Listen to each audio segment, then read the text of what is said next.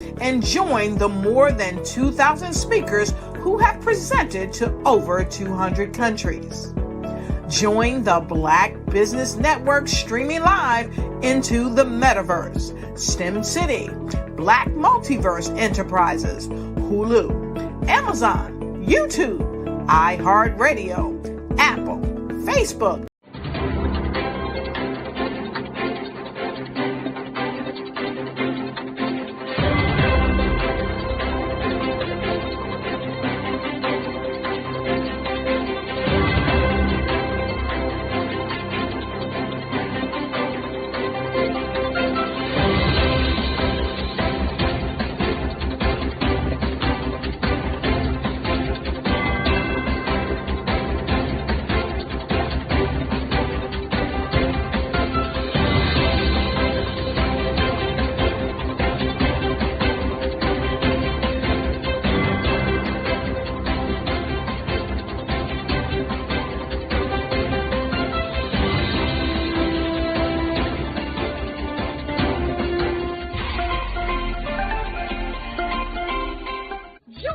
Dr. Eric Kelly III and a host of phenomenal speakers from all around the globe for this 7-day virtual event that you don't want to miss.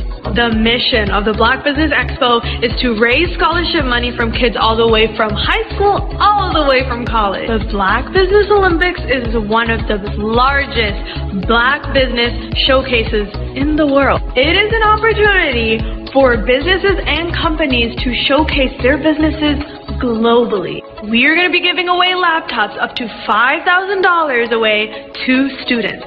Again, I'm Olivia Appleberry, the founder of 2 Cents Finance and one of the speakers for the expo. I am so excited to see you there. For more info, go to www.blackbusinessexpousa.com or call 919-308-9090 and hope to see you there. I am Black Business. From the moment I wake until the time I sleep. Yes, I am Black Business. I am Black Business. Tell me, are you Black Business? I am Black Business. Do you support Black businesses?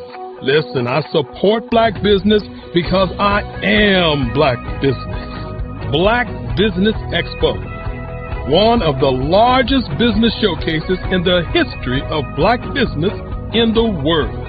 The world! Sign up today at www.blackbusinessexpousa.com or call 919-308-9090. I am Black Business. I am Black Business. From the moment I wake until the time I sleep, I am Black Business. I am Black Business. Are you Black Business? I am Black Business. Do you support Black businesses? I support Black business because I am Black Business. Black Business Expo, one of the largest business showcases in the history of Black America in North Carolina. Join Dr. Eric Kelly III and a host of phenomenal speakers from all around the globe for this 7-day virtual event that you don't want to miss. The mission of the Black Business Expo is to raise scholarship money from kids all the way from high school, all the way from college. The Black Business Olympics is one of the largest Black business showcases in the world. It is an opportunity for businesses and companies to showcase their businesses globally. We are going to be giving away laptops up to $5,000 away to students. Again, I'm Olivia Appleberry, the founder of 2 Cents Finance and one of the speakers for the expo. I am so excited to see you there. For more info, go to www.blackbusinessexpousa.com or call 919-308-9090 and hope to see you there. I am Black Business. From the moment I wake until the time I sleep. Yes, I am Black Business. I am Black Business. Tell me, are you Black Business? I am Black Business. Do you support Black businesses? Listen, I support Black business because I am Black Business. Black Business Expo, one of the largest business showcases in the history of Black business in the world.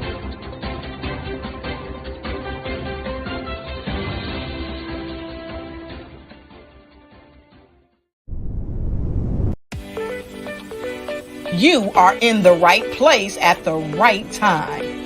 The Black Business Network opens again for its Black Business Olympics, a 24/7 broadcast on business, strategies, global branding, social media marketing, finance, advertisement, and much, much more.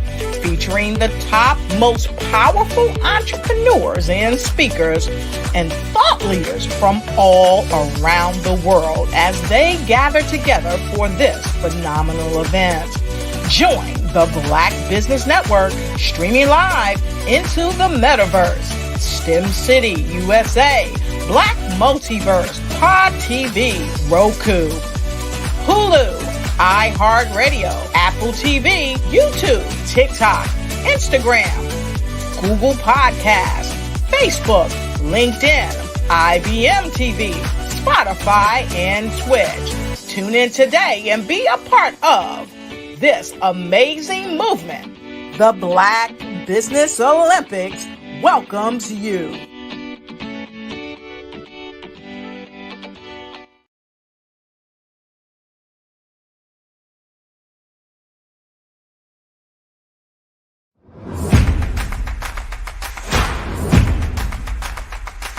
Ladies, if you're a person who continually pours out, you won't want to miss this upcoming event. October 13, 14, and 15 at the Holiday Inn and Suites in Ocean City, Maryland, where we have a power-packed lineup of ladies who are going to pour into you. If you need to increase your impact, your influence, and your income, this is the event for you. Don't miss the power of sisterhood. These ladies coming from around the world to network and connect with you. Don't miss it. How do you get the information? Glad you asked. Go to barbarahsmith.com and click the link. All the details there. Don't miss Sisters Inspire Sisters to Advance, October 13, 14, 15 at the beautiful Holiday Inn and Suites in Ocean City, Maryland. What you know and I know together can change the world. I want to see you there.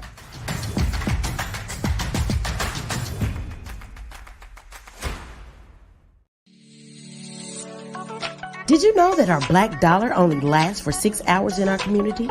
Yet other communities, their dollars last for 19 to 30 days. The Black Wall Street Nation. Black Wall Street Nation. Yes, that's why we created the Black Wall Street Nation. Black Wall Street Nation is a centralized directory available to all black businesses across the world. It was created for businesses like you, the ones that want to start and the ones who have a dream that have already started, such as businesses like Drop in a Bucket Productions, Valito Foods, Sugar Tea Branding Firm, All the Dazzle, Bun Cakeaholic, Miss Riot, and you. We'll have marketing, seminars, and some funding coming soon just for you. So, we want you to come and join us at www.blackwallstreetnation.com. See you there.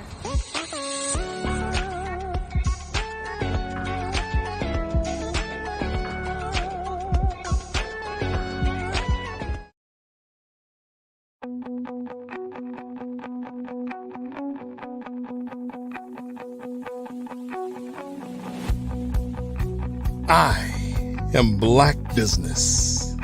From the moment I wake until the time I sleep.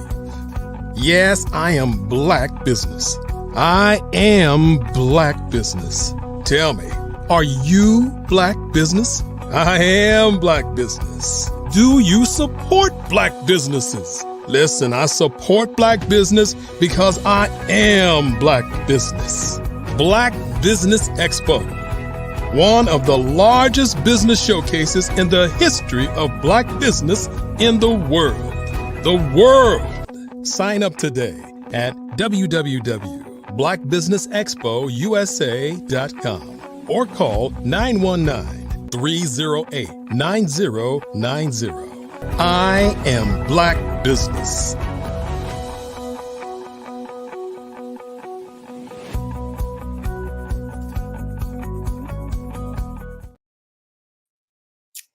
Good afternoon, business owners, entrepreneurs, thought leaders, and corporations. Welcome to Black Business Network.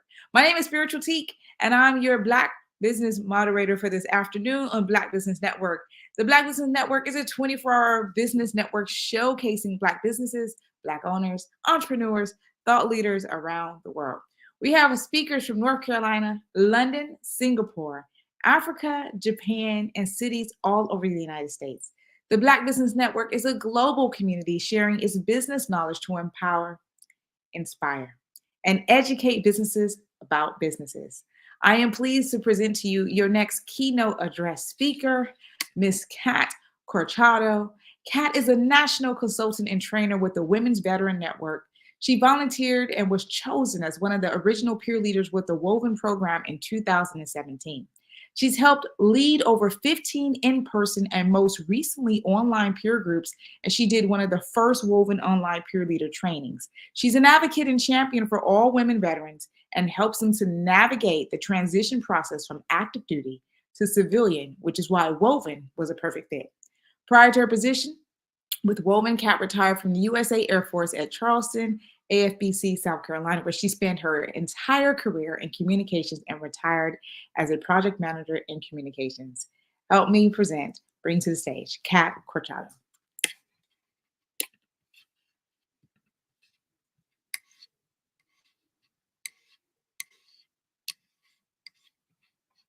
Are we there? Oh, there you are. I'm here. I had a little trouble with the button. You know what I'm saying? I get it. It's the world of IT, but we're still going to make it happen, Kat. How are you doing this afternoon? I'm doing so well. Thank you for that great introduction. Thank you so much. You are so welcome.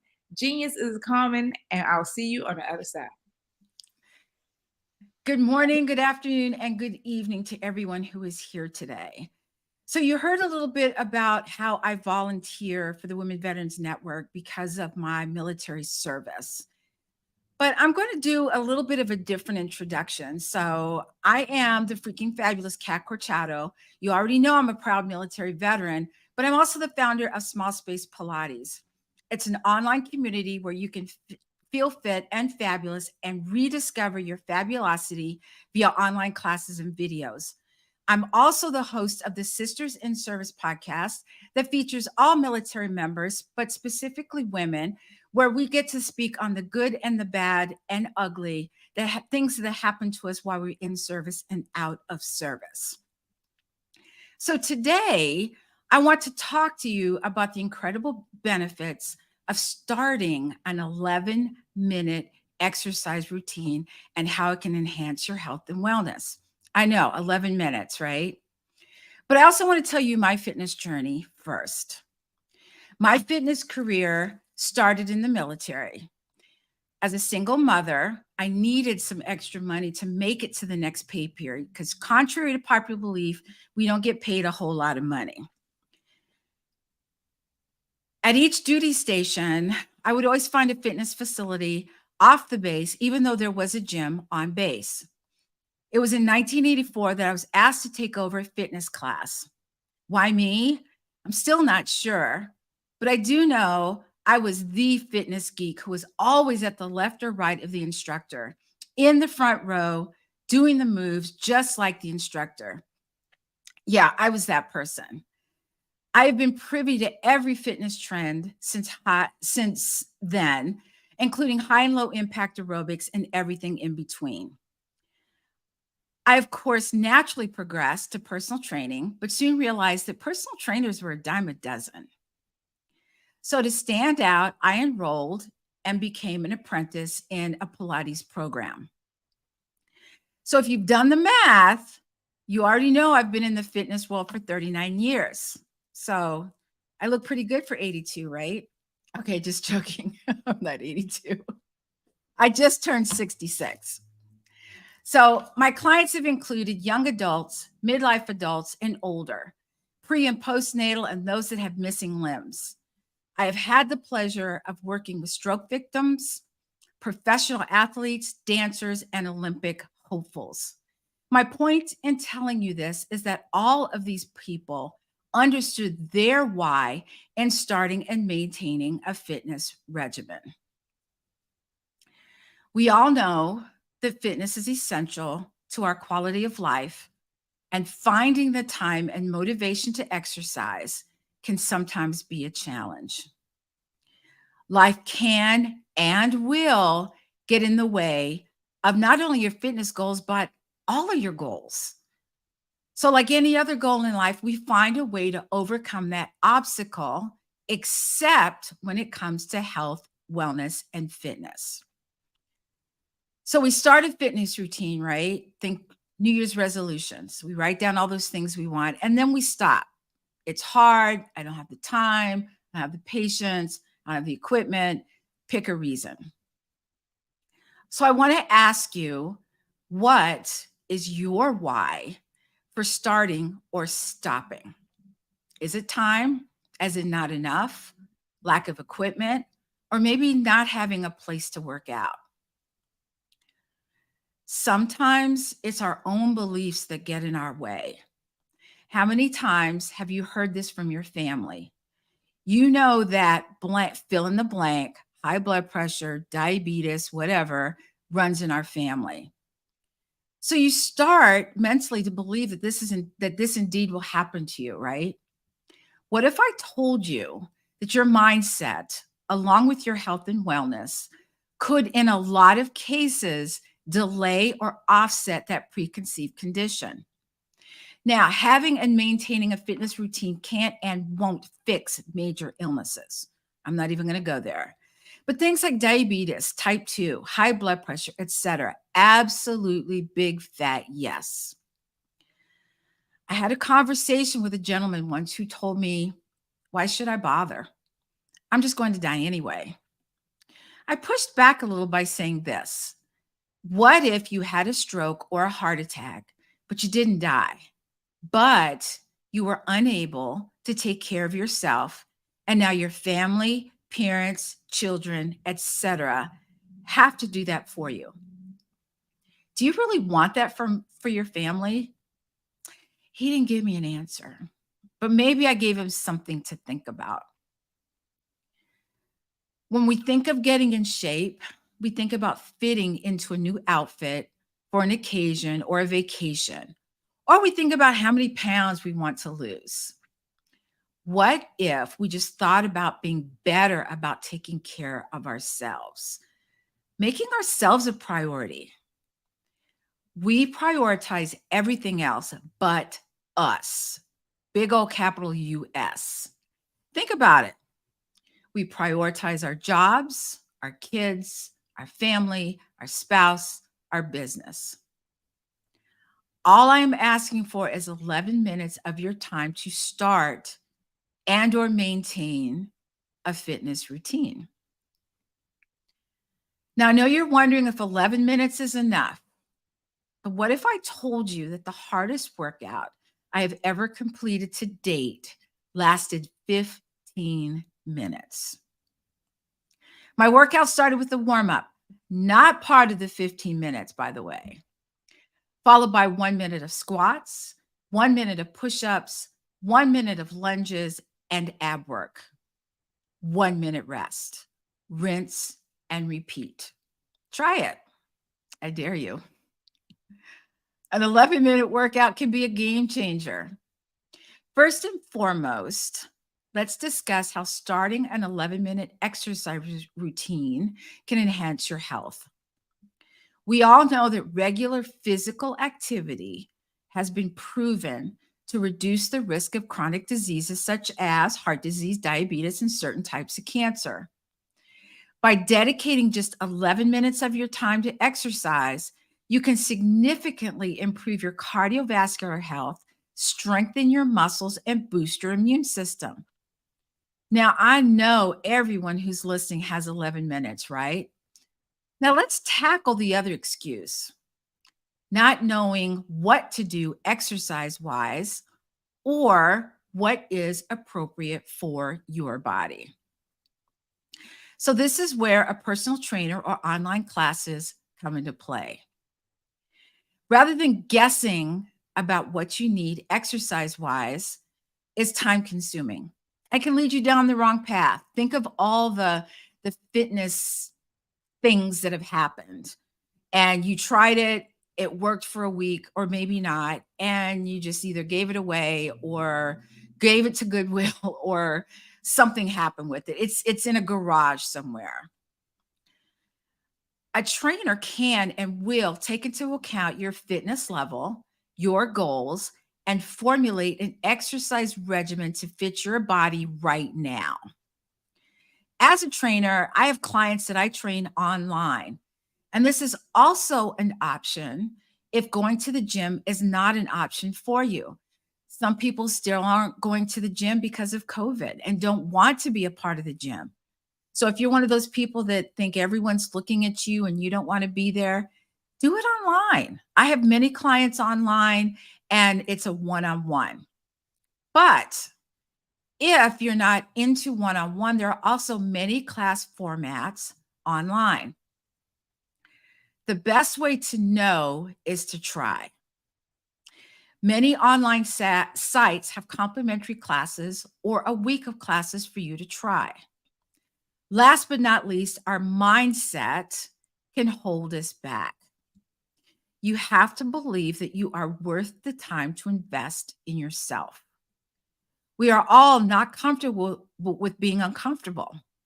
But if you look back on your life, I am sure there are times that were very challenging to you, but you overcame and are here to speak about it.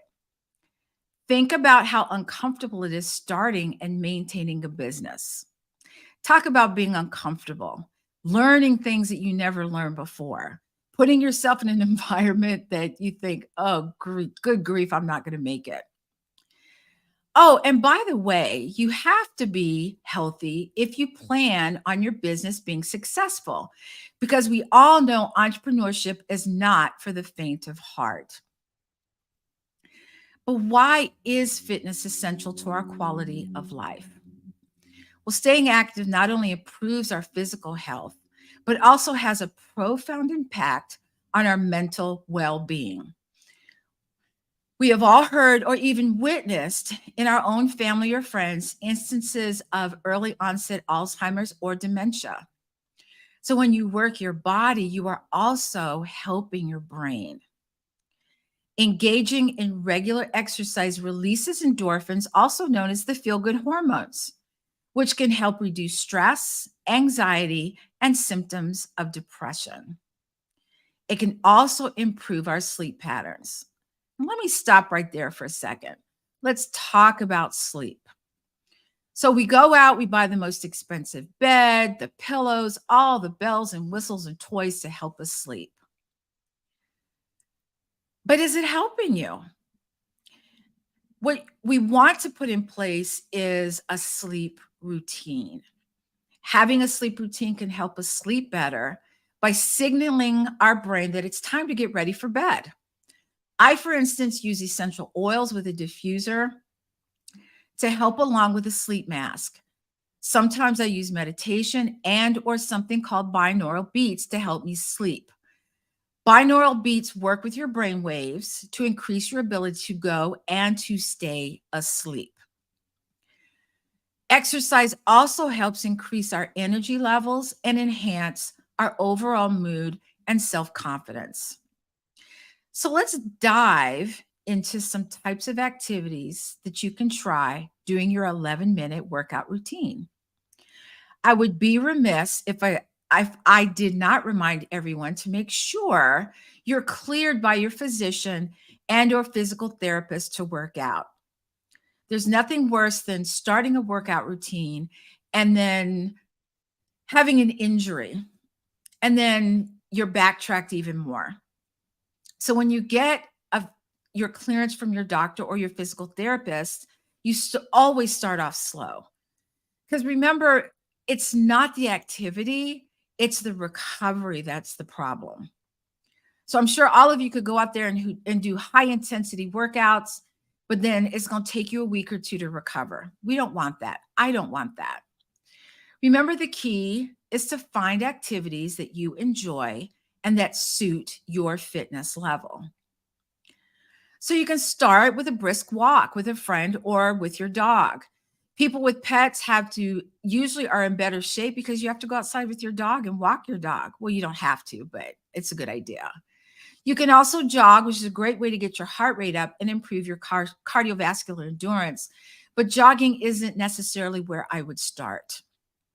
If you prefer something more intense, you can try high intensity interval training, also called HIIT. Now, don't get scared. HIIT workouts involve short bursts of intense exercise, followed by brief recovery periods. This type of workout can be done with body weight exercises like squats, push-ups, and burpees. And just a note here, and full transparency, I don't and never will do burpees. I don't like them. I won't do them. So there you go. Or even with simple equipment like resistance bands or dumbbells. If you're looking for a low impact option, you can explore activities like yoga or Pilates, which focuses on flexibility, balance, and core strength. By the way, in Pilates, you don't have to be super flexible. You don't have to be a dancer. You don't have to be in sports. You just have to have a body that you want to work out. And it's a nice way to get started. It's a bridge. So think, for instance, anyone, or maybe some of you that are listening have had an injury. Maybe you were playing tennis, maybe you were a jogger, whatever your sport was, and you had an injury. You got cleared by your PT to continue, but there's this gap here. The gap is where your injury stopped, and here is your activity here. What do you do in between? What do you do to get over here? Pilates is that thing, because it's going to help you get stronger. So these exercises can help improve your posture, increase your range of motion, and promote relaxation and mindfulness. Additionally, if you enjoy dancing, try a quick dance routine or even join a virtual dance class. Dancing not only burns calories, but also allows you to express yourself creatively and have fun while exercising. If you're an entrepreneur, you already know that we sit a lot. I had a supervisor tell me when I was active duty that sitting too long makes you stupid. But think about it. What is the longest time you have been sitting? 1 hour, 2 or 3, back-to-back meetings? How does your body feel? And even more important, how's your brain functioning? So if you've been doing back-to-back meetings and someone calls you and says, hey, give us some information about whatever, how clearly can you think? Can you think of something? That's a sign that your body's been sitting way too long. Or maybe another sign is this: your body starts to hurt. Do you ever shift in your chair side to side? You're leaning forward, leaning back, trying to find a comfortable position. So what if you just took a short dance break in between meetings? Put on your favorite playlist and go for it. I can tell you that I have put this 11-minute workout into play, especially when I have back-to-back meetings with a short break in between. I live in a condo that has very long hallways, and you can bet that I make use of those hallways, walking up and down for 11 minutes, trying to get in as many steps as I can and as fast as I can with good and proper form. Starting an 11-minute exercise routine can have a tremendous impact on your health and wellness.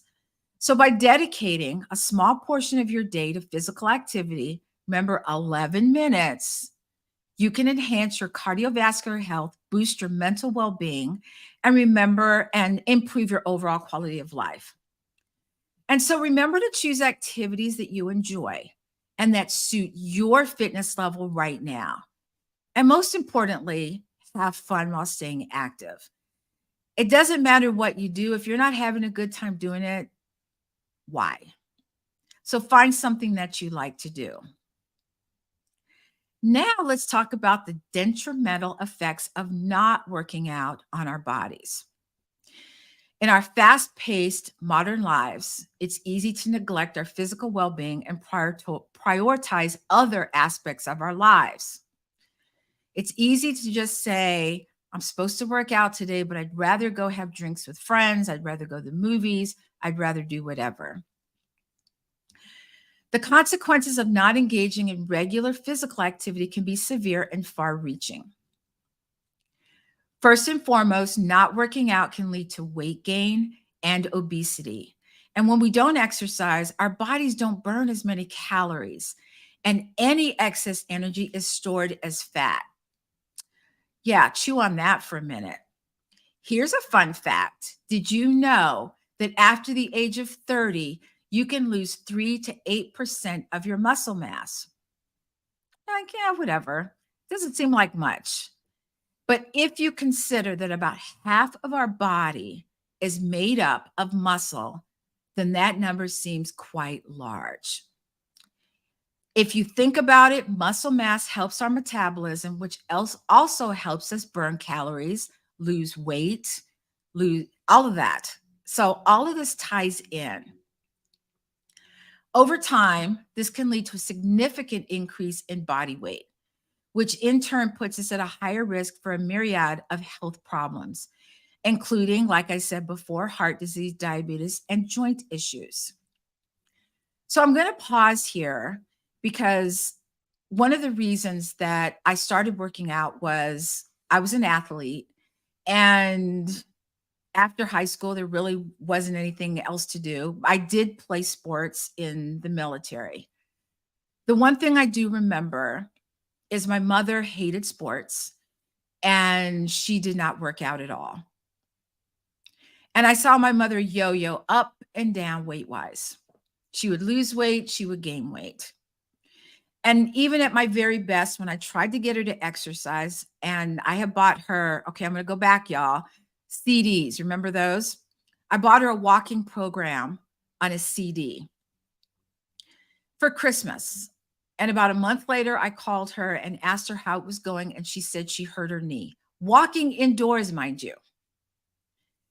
And so watching my mother, I knew what I didn't want health-wise. And now that I see my mother in her 80s, I'm so glad I started my fitness routine when I did. My mother is overweight. She has heart issues. Her brain cognitivity isn't what it should be. And I know that I don't want that. So when you start your routine, it's not about fitting into an outfit. It's not about losing weight. It can be. But also think about where you want to be 10, 20, 25 years from now. So not working out can have a negative impact on our cardiovascular health. Regular exercise helps to strengthen our heart and improve our blood circulation. So I'm not telling you anything you don't already know. Without regular exercise, our heart muscles weaken, our blood vessels become less efficient at delivering oxygen and nutrients to our organs. And this can also lead to high blood pressure, increased risk of heart attacks and strokes, and overall reduced cardiovascular fitness. Again, this isn't news. You guys have heard this also. In addition to the physical effects, not working out can also take a toll on our mental well-being. Not working out can lead to a decline in muscle strength and flexibility. As we age, our muscles naturally weaken, and without regular exercise, this process can be accelerated. Weak muscles can make everyday tasks more challenging and increase the risks of falls and injuries. So think about getting up out of a chair. You get up, you get down, you take it for granted. What if you couldn't?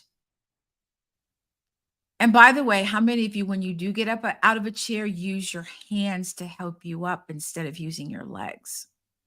I just thought I'd toss that out there. Lack of exercise can cause our joints to become stiff and less mobile, leading to decreased range of motion and increased discomfort. So as we get older, we tend to think of our knees popping and creaking, or we get up in the morning, our back doesn't feel exactly the way it should. And we say, oh, I'm getting older. Are you? I mean, we are. As we sit here, we're getting older, but are you really going to put it on the fact that you're getting older? Or are you going to put it on the fact that maybe you're not moving as much as you should? So how well will you be able to move in the next 10 to 20 years? It's something to think about. Maybe you want to get on the floor and play with your grandkids. How many of you can get on the floor now and get up off the floor? So the getting down isn't the problem, it's the getting up. Physical activity is not only essential for our physical health, but for our social well-being. Engaging in fitness activities allows us to connect with others. We all need connection. Think about COVID, when we couldn't exchange ideas person to person, and we all got Zoom fatigue, or maybe we still have Zoom fatigue. But it helps build relationships. It helps to foster a sense of community. It provides us with a sense of accomplishment and boosts our self-esteem. Now, when you start working out, nothing is perfect. As my business coach tells me, messy is beautiful. Start messy. It can be one exercise a day and you add on. You're trying to increase your upper body strength and you don't have weights, do push-ups against the wall. I know. You think it's not a big deal. Try it. I will tell you right now that it's a little bit harder than you think. Start small and work your way up from there. But after your workout, no matter how hard your workout is, you get this sense of, whoa, I did it. And then you carry that energy, that boost of energy, that sense of accomplishment and self-esteem into everything else in your life, but it's specifically our business, our family, our friends. They start noticing, hey, you look different. You sound different. You're more upbeat. I tell my clients all the time how well they're doing.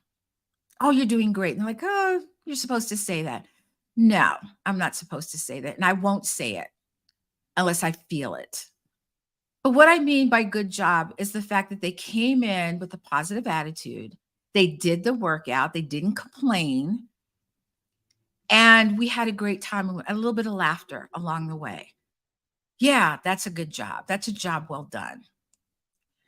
And so when you do things like that, it starts to increase your metabolism. You start to feel good. You get on the scale. You notice, because your mind isn't on losing weight, you found that you've lost a couple pounds. And people start to notice, wow, you look great. The best compliment a woman can get is from another woman. God, your hair looks great. God, you look awesome. Where'd you get them shoes? You look fantastic.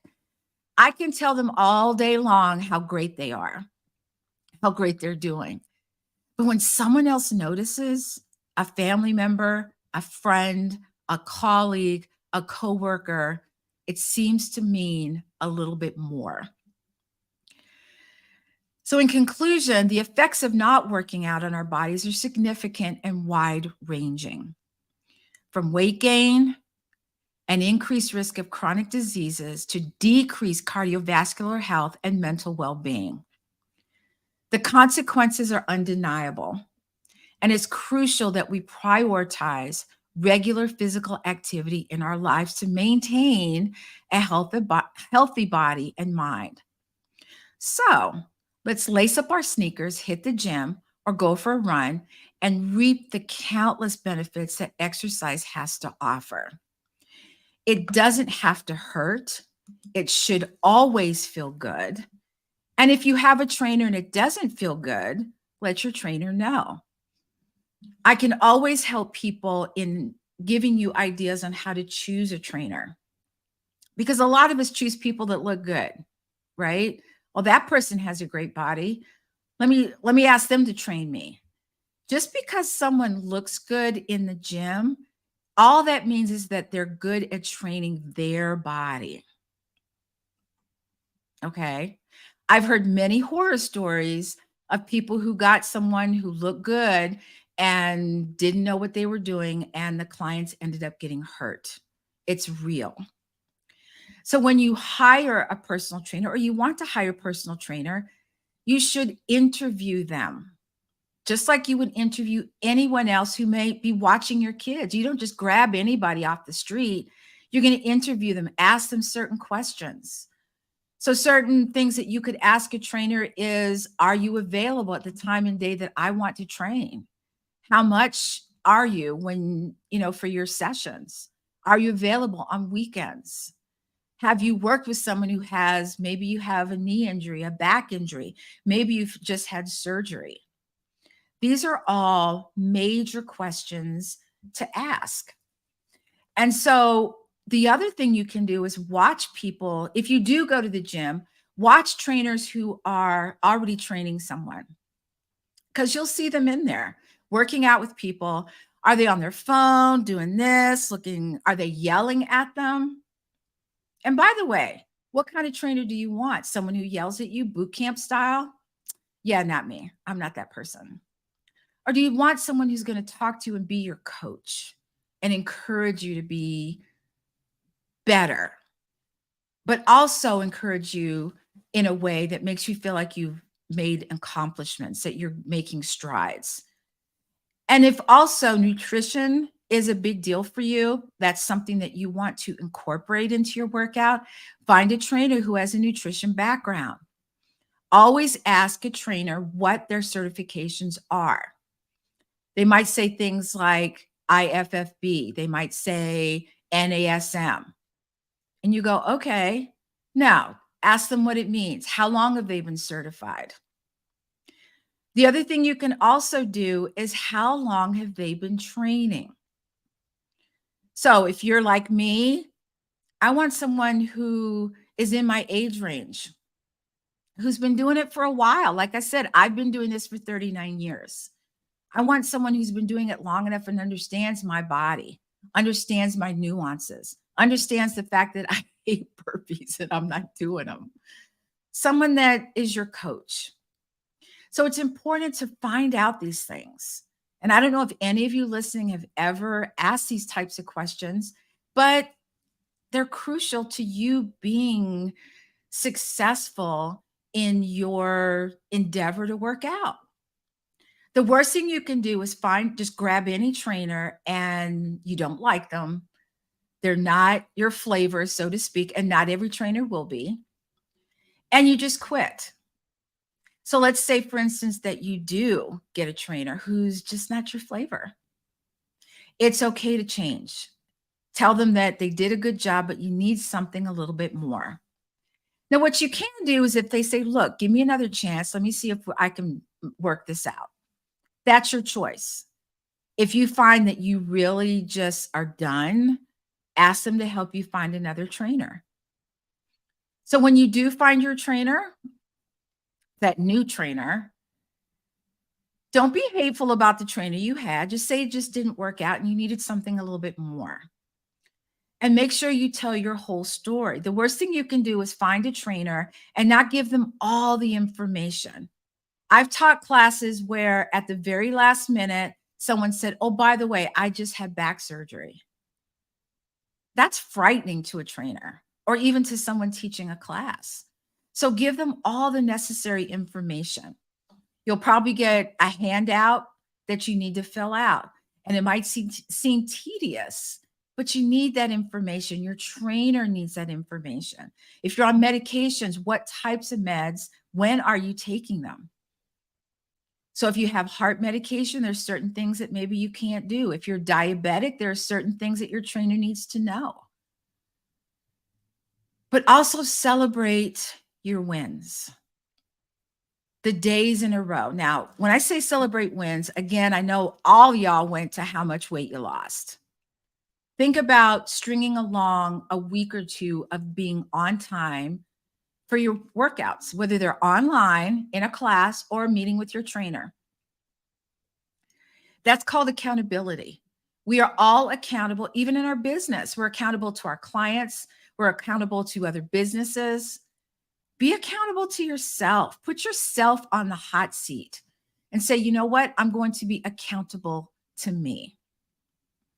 Because in the end, what's going to show up is you. People are going to say, wow, you look amazing. How long have you been working out? Which brings to mind, I don't know if you've ever seen this woman on social media. She started working out in her, when I say working out, probably weights. She was doing weight training and cardio at around 70.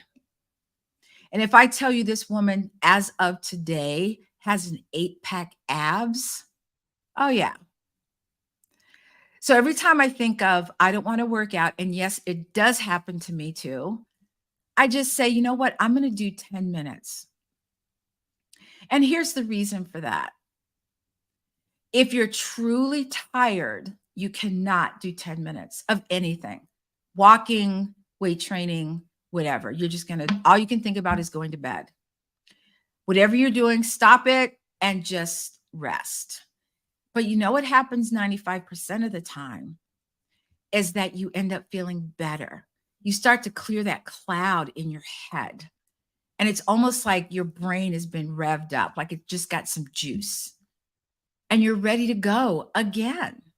So a lot of times when you say you're tired, you don't know if you're physically tired or mentally tired. And the only way to know is to actually start walking, start working out. And if you're truly tired, your body will let you know. And speaking of your body talks to you all the time. Remember all the sitting, shifting in your chair? Your body's talking to you. But if you want to be accountable, but for whatever reason, your body is not cooperating. And what I mean by that is, you know, it's okay to be a little sore. If you are so sore that you can't move, that's a problem. But here's a fix. When you are sore like that, you want to do some gentle walking because your body builds up what's called lactic acid in the muscles. And it gets stuck in the muscles. And when that blood flow, that new blood flow from you walking starts to re-energize those muscles, and it helps that blood flow to release some of those toxins and for you to be able to feel better when you're working out. So I know I've talked a lot about things, stuff, fitness, wellness, things to do, things not to do. But what I want you to understand is that all of this is melded together.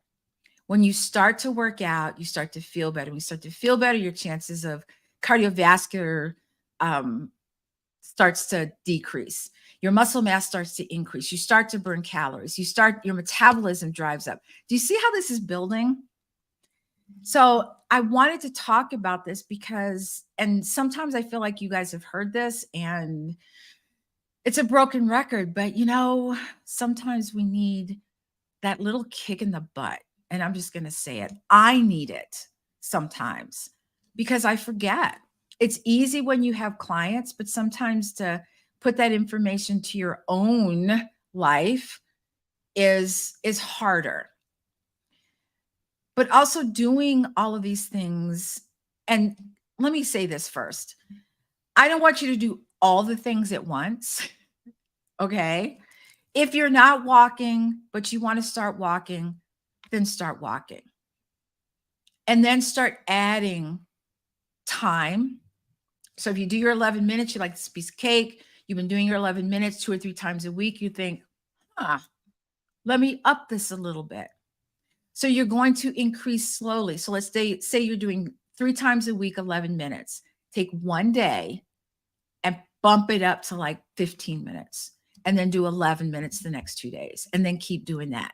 Small increments so that your body understands and says, oh, okay, I got it. I understand what you're doing. If you do too much too soon, your body's going to talk to you, and not in a good way. It's going to yell at you. But also, when I think about working out, stretching is so misunderstood. We think of stretching as something that you do before or after workout, and it is. But how many times have you awakened in the morning and you go to get out of bed and you just feel like your body, your back maybe, doesn't feel good. It's cranky. What about doing some stretches in bed? Novel idea, right? You're laying down, you can release those back muscles as you're awake, and it helps you to wake up. It helps the blood flow. It helps your back. It helps your hips. So don't be afraid to just start with stretching. You can Google it. There's YouTube. There's all types of ways that you can actually put this into motion. So when you think about your business, how did you get in business? Where did you start? You started off with information, right? You started with, how do I do this? How do I get this online? How do I reach customers? How do I reach clients? So when I started my podcast, I knew nothing about podcasting. Zero. But I took a course. I said, you know what? Let me take a course and do this and see what happens. And I did. And I will be celebrating 3 years of my podcast in October. But it takes time. It takes patience. It takes continuity of keeping to do it. So let's say, for instance, you start your new workout. You've been working out for a month, 2 months, 3 months, and life happens. And what happens usually is that, depending on the life thing, what it is, because some of them are pretty heavy. Like, I had my mom come live with me for like 2 months. I didn't work out for 2 months. True story. But when it's over, we forget. We think, oh, now I have to start over. Don't think that way. Your body has what's called muscle memory. So when you start back, your body says, oh, wow, I remember that. And you start again.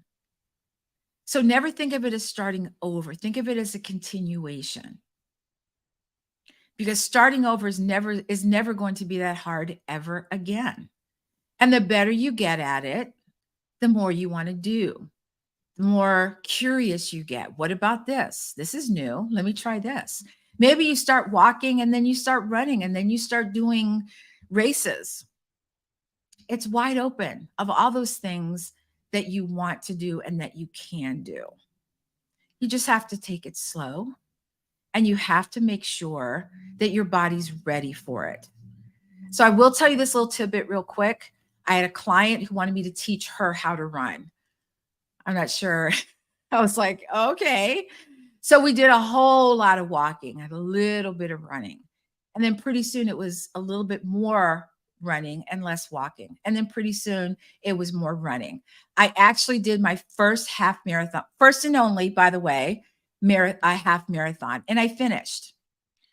So take it slow. I hope that you got some tidbits out of this. I hope it helps. If not, let me know. I'll be more than happy to answer any questions you might have. And I think my time's up.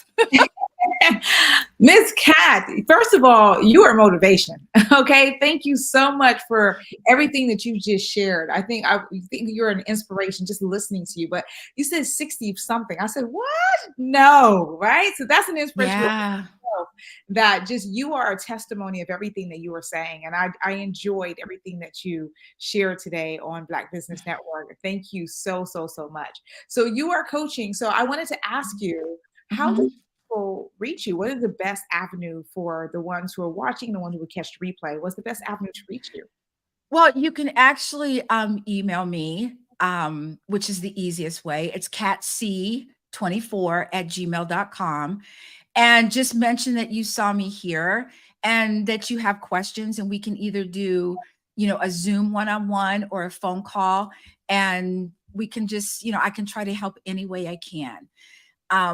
One of my mantras is fit together, stronger forever. Oh, I love that. And it's, I truly believe that we have the right to feel good in our bodies. I absolutely love that. I love that. I love that. I love that. Can you just repeat your email one more time for us? Yes, it's cat, CAT, the letter C, the number 24@gmail.com.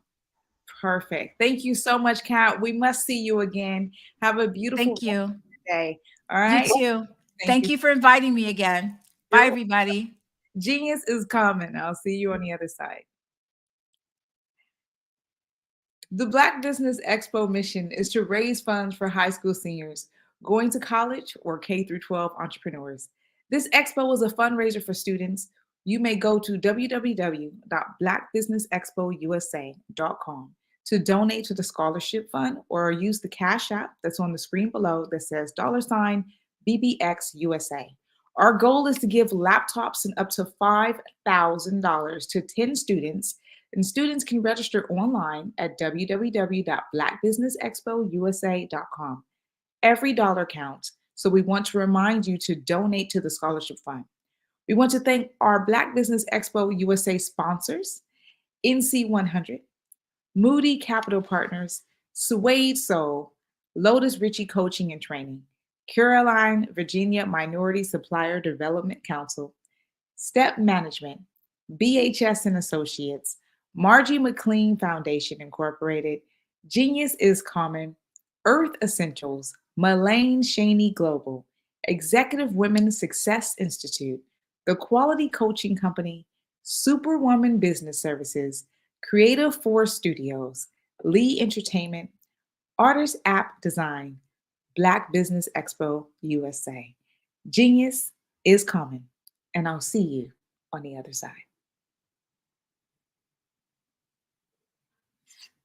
I'm Ramon Ray, founder of Smart Hustle Magazine and smallbiztechnology.com.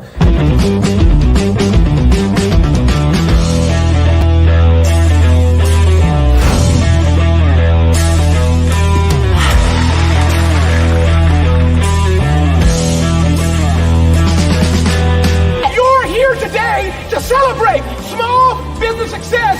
Stand up on your feet. You rocked the house. It was amazing. Didn't we learn? For me, success comes from failure. One thing not to do is shake somebody's hand like this.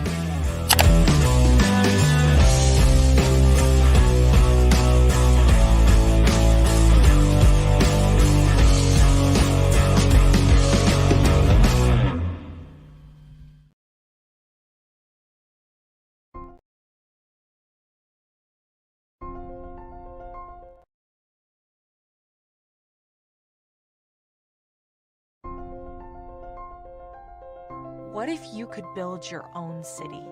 A place where every child can find nurturing people to help them achieve their full potential. A place where every adult can access job training support. Where health education is abundant. Where social justice ruled the land. A place without limitations. Welcome. You have arrived at STEM City USA. It is what every city should be. A safe and trusted community where you find people and resources to help you become everything you are and beyond. STEM City is unlike anything you have ever experienced. It is a digital twin of the world around you, only better. STEM City is about energy and soul renewal. It is more than a digital world. You can almost feel the power of live cultural events, music, and theater. STEM City promises a better future for children with caring mentors and hands-on activities with dedicated tutors to support our youth. STEM City is your passport to a healthy lifestyle, with weekly events addressing our community's many issues. STEM City is your financial well-being, with helpful information on wealth management, career advancement, job training, and so much more. STEM City is the community you deserve. It is the city where your dreams can come true. STEM City USA, a place in the sky that is accessible to all who reach for the stars.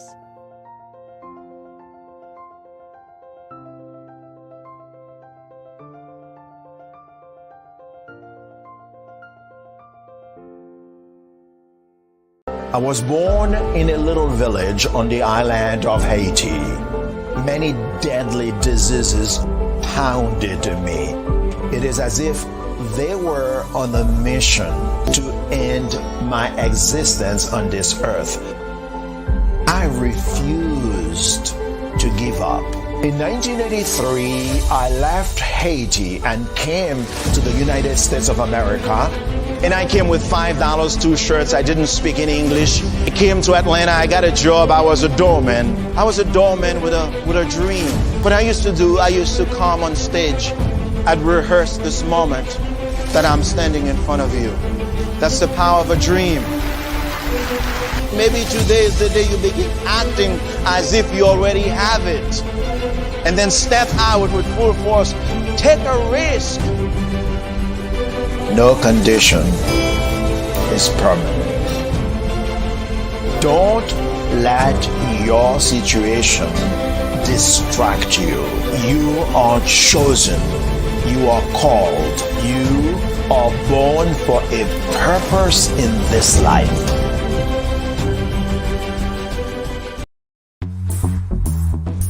Attention all entrepreneurs and companies. Are you looking for reliable and efficient virtual assistants and back office support to help you manage your business tasks? Look no further than Superwoman Business Services.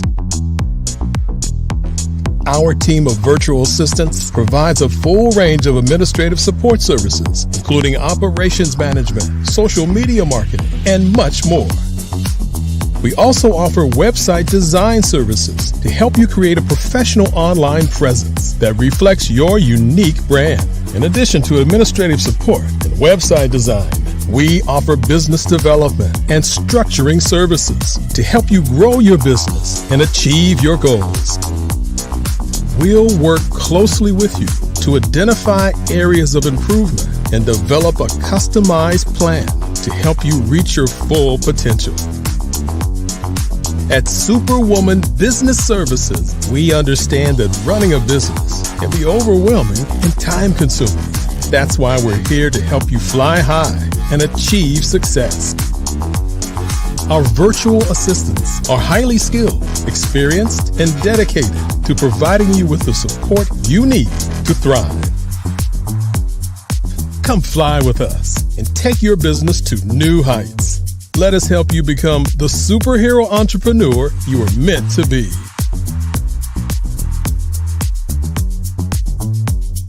Contact Superwoman Business Services today to learn more about our back office support services. Come fly with us and take your business to new heights. Follow the Brand TV broadcast host, Grant McGaw, as he visits with top executives and entrepreneurs to find out their secrets of success with their personal brand. Follow the Brand TV broadcast host as he focuses on brand development to build better relationships, bring value to your business, relationships, and career. You will enjoy listening to each episode that is tailored to speak to you directly. If you're looking for this type of clarity in terms of building your brand, you have tuned into the right station. Each episode will help you to shape a conversation in the 5-star BDM network of 20,000 professionals and become a springboard for your corporate engagement and business opportunities. Each guest will frame their story in the areas of personal branding, business development, career development, financial empowerment, and technology innovation. Grant McGaw explains why he is the CEO and owner of his own professional career.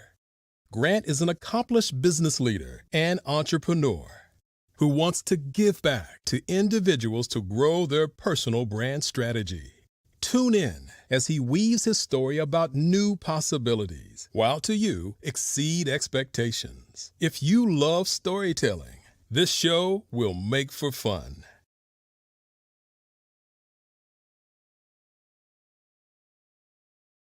Phenomenal Tanya T. Wise, who is here from the great state of Maryland. Tanya, welcome and thank you for being with us today. Can you indulge our audience a little bit and tell them just a little bit more about who you are and what it is that you do? Well, I love being able to talk to people and have a magnetic attitude, being able to just show them. So I always like to say, level up is Coach at Tanya T. Wise here.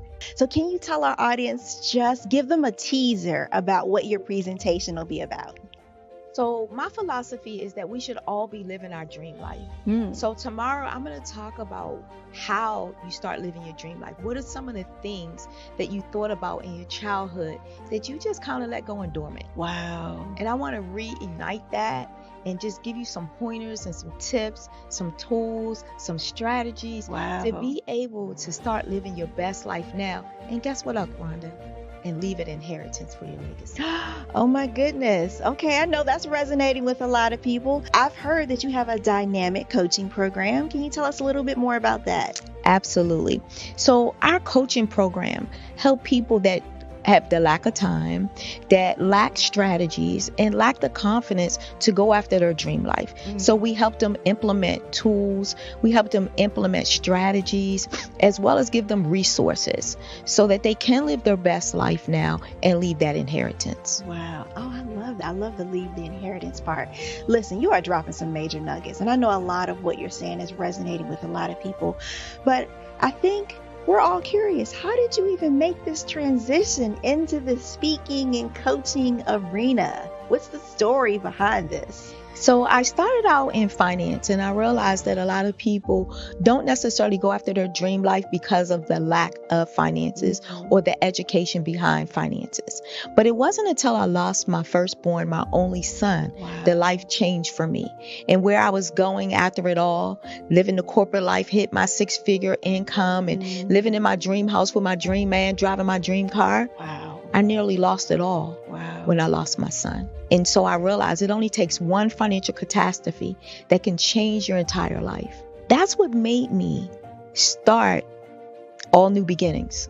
Because no matter what's going on in life, there's a new beginning. And because of that, we develop a program called Wise Minded. My little slogan is, don't just dream it, let's live it. If they want to connect with you or work with you, what is the best ways for them to be able to do that? Well, for my social media guru, you can connect with me on every single social media platform as Tanya T. Wise.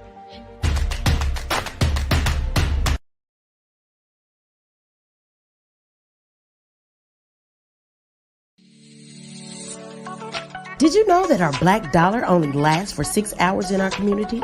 Yet other communities, their dollars last for 19 to 30 days. The Black Wall Street Nation. Black Wall Street Nation. Yes, that's why we created the Black Wall Street Nation. Black Wall Street Nation is a centralized directory available to all black businesses across the world.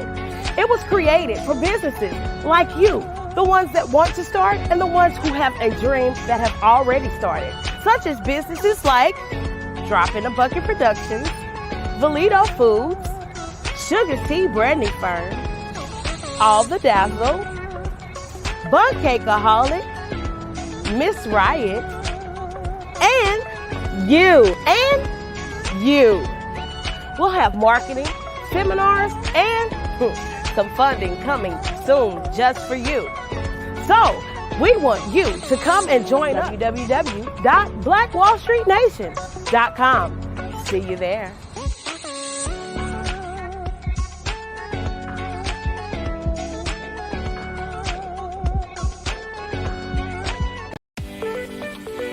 You are in the right place at the right time. The Black Business Network opens again for its Black Business Olympics, a 24/7 broadcast on business, strategies, global branding, social media marketing, finance, advertisement, and much, much more. Featuring the top, most powerful entrepreneurs and speakers and thought leaders from all around the world as they gather together for this phenomenal event. Join the Black Business Network streaming live into the metaverse, STEM City USA, Black Multiverse, Pod TV, Roku, Hulu, iHeartRadio, Apple TV, YouTube, TikTok, Instagram, Google Podcasts, Facebook.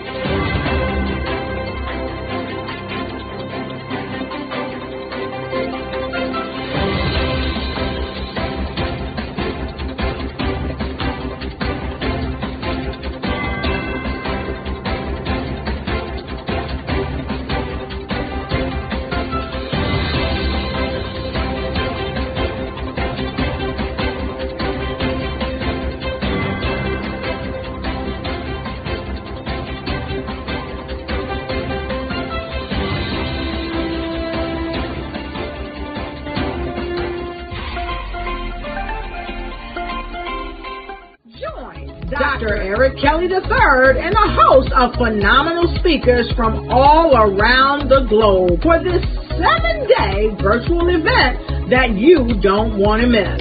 The mission of the Black Business Expo is to raise scholarship money from kids all the way from high school, all the way from college. The Black Business Olympics is one of the largest Black business showcases in the world. It is an opportunity for businesses and companies to showcase their businesses globally. We are going to be giving away laptops up to $5,000 away to students. Again, I'm Olivia Appleberry, the founder of 2 Cents Finance and one of the speakers for the expo. I am so excited to see you there. For more info, go to www.blackbusinessexpousa.com or call 919-308-9090 and hope to see you there. I am Black Business. From the moment I wake until the time I sleep. Yes, I am Black Business. I am Black Business. Tell me, are you Black Business? I am Black Business. Do you support Black businesses? Listen, I support Black business because I am Black Business. Black Business Expo, one of the largest business showcases in the history of Black business in the world. The world!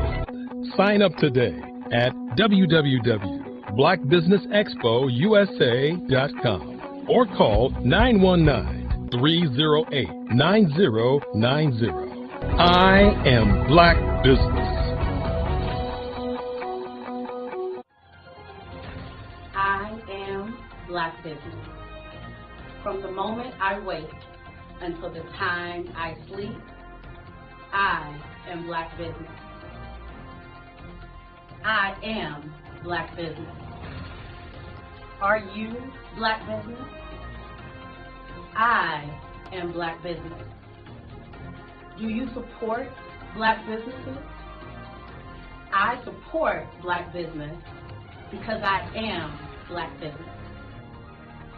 Black Business Expo, one of the largest business showcases in the history of Black America in North Carolina. Join Dr. Eric Kelly III and a host of phenomenal speakers from all around the globe for this 7-day virtual event that you don't want to miss. The mission of the Black Business Expo is to raise scholarship money from kids all the way from high school, all the way from college. The Black Business Olympics is one of the largest Black business showcases in the world. It is an opportunity for businesses and companies to showcase their businesses globally. We are going to be giving away laptops up to $5,000 away to students. Again, I'm Olivia Appleberry, the founder of 2 Cents Finance and one of the speakers for the expo. I am so excited to see you there. For more info, go to www.blackbusinessexpousa.com or call 919-308-9090 and hope to see you there. I am Black Business. From the moment I wake until the time I sleep. Yes, I am Black Business. I am Black Business. Tell me, are you Black Business? I am Black Business. Do you support Black businesses? Listen, I support Black business because I am Black Business. Black Business Expo, one of the largest business showcases in the history of Black business in the world.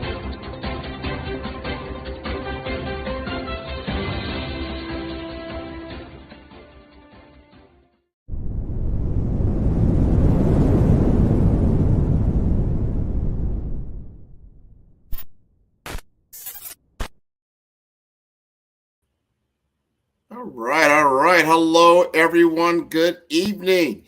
Business owners, entrepreneurs, thought leaders, and corporations. Welcome to the Black Business Network. My name is Grant McGaugh, CEO of 5-Star BDM. I am your business moderator for this evening on the Black Business Network. The Black Business Network is a 24-hour business network showcasing Black businesses, business owners, entrepreneurs, and thought leaders worldwide. We have speakers from North Carolina, London, Singapore, Africa, Japan, and cities all over the United States. The Black Business Network is a global community sharing its business knowledge to empower, inspire, and educate businesses about business.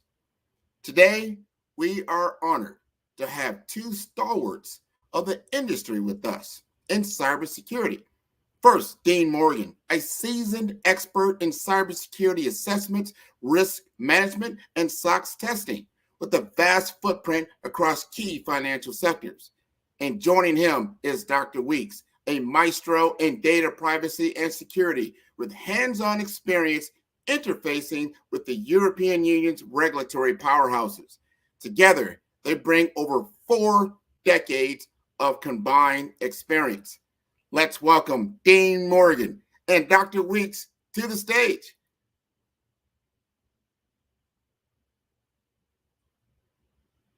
Hey, Grant. How are you, sir? I'm doing just fine. Look at these two fine gentlemen. How are you doing this evening? Good. You're blessed. We're blessed. Happy to be here. Well, I am happy you're both here. We're going to start this conversation off with something that is probably I'm going to talk about the elephant in the room. What do I mean by that? Is that when most people think of cyber security, think really of information technology as a whole, they're not seeing people who look like me and you. They're seeing others. You know, it's dominated by even other cultures, whether they're being India or Eastern Europe or other locations in Asia. Here we are in the US. You two have chosen cybersecurity as your profession. So my first question, and I'll give you both a chance to answer. I'll start with Dr. Weeks. Why did you start your profession in cybersecurity? You know, I think cybersecurity is a key initiative for any organization. When we try to think of cybersecurity in the simplest term, right? When we start looking at where the outcomes or trend is going to be, I start looking at what are some of the fields for which you can kind of bring the value to an organization. And when we start looking at the field of cybersecurity, you know, it's an opportunity to bring your true self, right? Whatever expertise you may have from prior organization or industry that you've worked, to be able to bring that to the field. I think it represents a growing field, and being able to look at where the field is today and where it's going to go, it kind of behoove you to not be prepared to kind of undertake some of the opportunity that exists today within the industry. These are interesting things. Now, both you gentlemen have island roots, I believe. I think St. Kitts and Jamaica. And I'm proud of you, really, what you've accomplished in your life. When I look at Dean, I'm like, wow, you've done so many things. I've watched you transition and morph and change, whether you were in the accounting world, the finance world, you got into the audit world, you got into cybersecurity. Tell us, why did you choose cybersecurity? You know, people ask me that all the time, and I always tell them, if it wasn't for Dr. Weeks, from when we worked together, like a decade ago, it seems like, I used to audit him. And I had a fascination for just security and the things that security people did and the tool set and the mindset. Yes, I was an internal auditor. I got to the point where I started knowing all their findings and the recommendations, and it was just time to move on.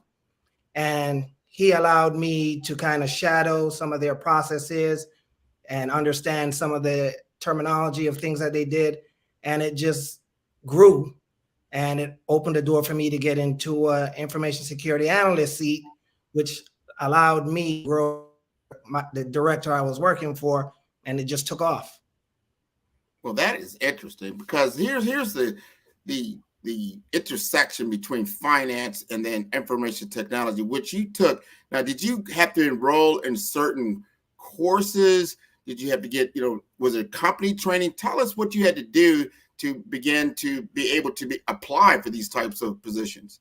Well, that's another good question, because a lot of training, seminars, mentorships with other cyber professionals, and it allowed me to grow. And of course, there's no better teacher than Deloitte & Touche. It's like on steroids, or a master's degree on steroids, I tell people. So at the firm, you get an opportunity to work with some of the most talented individuals in the country and the world. And of course, you're working with Fortune 500 companies, so you learn fast. Well, I can see you learn very, very fast. Now, I know, Dr. Weeks, you just got your doctorate, but you are also pursuing a JD Juris Doctorate in I don't know if it's cybersecurity per se, but talk to us about that, and why did you take that up in order to impact policy? So I think when I start looking, and I'm actually working in a JM first, I'm going to do the JD after that. Okay. But the reason why I kind of chose that field is, coinciding to what Dean attended reference to as well. I think the environment is changing, and one of the expertise that I think we can bring to the profession is being able to understand the individual on the other side, right? Laws are changing, regulation impact what we do every day. So not just wanting to have the technical skills, but being able to understand the regulation, where the market is, how the regulation is going to impact an organization that you may support, right? So I think being able to extend your knowledge, I'm a lifelong learner. I'm going to continuously trying to find ways to improve myself, sharpen my tools, and just being prepared. That's part of the whole focus of understanding where the industry is today, when the industry is going to go tomorrow, and regulation and the legal profession is going to play an integral part of that in terms of how an organization can protect themselves, what you can do and not do, and to be, be in compliance with regulation as it changes. These are interesting facts. Now, we've got an audience out here, and some of them are kids. We're doing this for our K through 12 students. There's a lot of college students here, people that are early careers. We're looking at information technology, because right now information technology employs a lot of people, but there's, again, not a lot of people who look like us. Help us to demystify the industry and the IT sector, and so people aren't intimidated by, like, oh wow, I've got to be super smart, I need to have mathematics degrees, all these different things that they shy away from the profession. How would you encourage them to pursue a career in information technology? When a lot of this start by mentorship, and we've talked about that a couple of times, and in order to get invested in this field, you need to first start showing an interest, right? When I started my journey, one of the things that I was blessed with is to be able to get mentors. I think there is a specific mindset as it relates to what cybersecurity represents in the industry today. And we've spoken about this in the past when you start talking about, not having enough talent. I think one of the things we need to start addressing is the whole, what is cybersecurity at the baseline? And a fundamental understanding is that you have the ability to bring in that which you know. Like Dean said, he audited me before when our path crossed. But the benefit of that exchange is having an understanding of what Dean is expecting of me kind of prepared me for an audit, right? When an auditor come in to audit your organization, I may not do it on a day-to-day basis, but just having some fundamental understanding in terms of what Dean's expectation of me from an organizational level helps me. When we look at it more broader in terms of individuals who may have an interest in the market, it's just about being inquisitive, right? You may be that individual who like to take things apart and put it back together, but just understanding how things work. There is obviously not a misnomer that everybody's a hacker in cybersecurity. That is just one part of the organization, right? You need to have individuals who may be skilled at identifying an issue, like Dean speak about in the past. As an auditor, he has the technical knowledge of understanding the way the things should work. So when he comes in and audit you as an organization or an entity, there's specific things that he's looking for. So if you come and say you're doing A, B, or C, he's going to ask you to prove it, right? And that's the strength of that side of cybersecurity and the ability to be able to identify that risk. And you need to be able to be in a position, from what Dean said, or as a person who's defending an audit, what is it that we're doing? Are we adhering to the things that we say we are?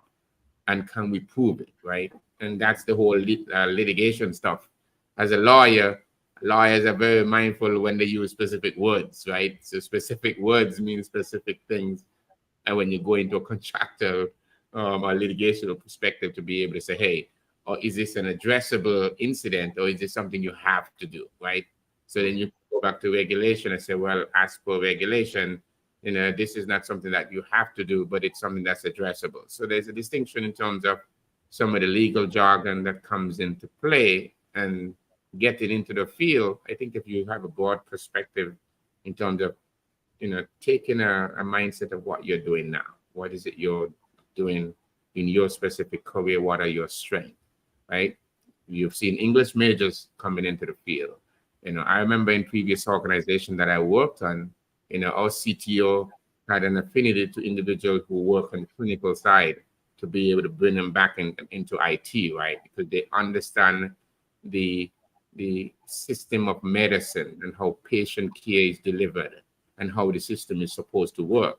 So now when you peel back the system for those individuals, they're already starting half of the race, 50 yards down the line, right? Because they fundamentally understand patient care, the delivery process, and how that would tie. Now they're trying to come and understand my world on the technical side of how the system is now architected and set up. That's what makes those individual assets when they're ready to transition over into electronic medical records and being able to safeguard those kind of environments. They already bring that skill. So we kind of depend and come as you are, learn, invest that time. If you want to get into the field, who are the top 10 minds within the field? NISC has specific pathways that kind of, help you get into the field. What is it that you have a vested interest in? And then you can kind of map out your careers around that. And then obviously organizations that provide some guidance in that field as well too. This is interesting. Dean, tell us about your role now and kind of what you're doing now from a cybersecurity perspective and why that's important to the business. Well, I sit as a manager of information security for a financial institution.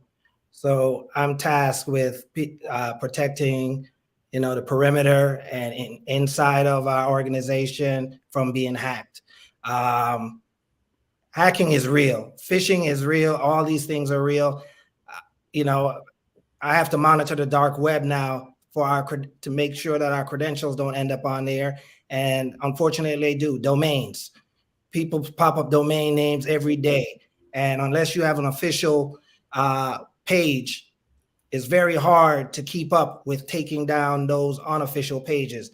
So those are some of the tasks that I have facing me, to protect data. How can I keep data from leaking out of the organization and not, PII and all of those things? It's very challenging because these hackers are getting more and more sophisticated with these pages. And unfortunately, people don't know the difference that this page is not authentic, and they put their credentials in, and there we go.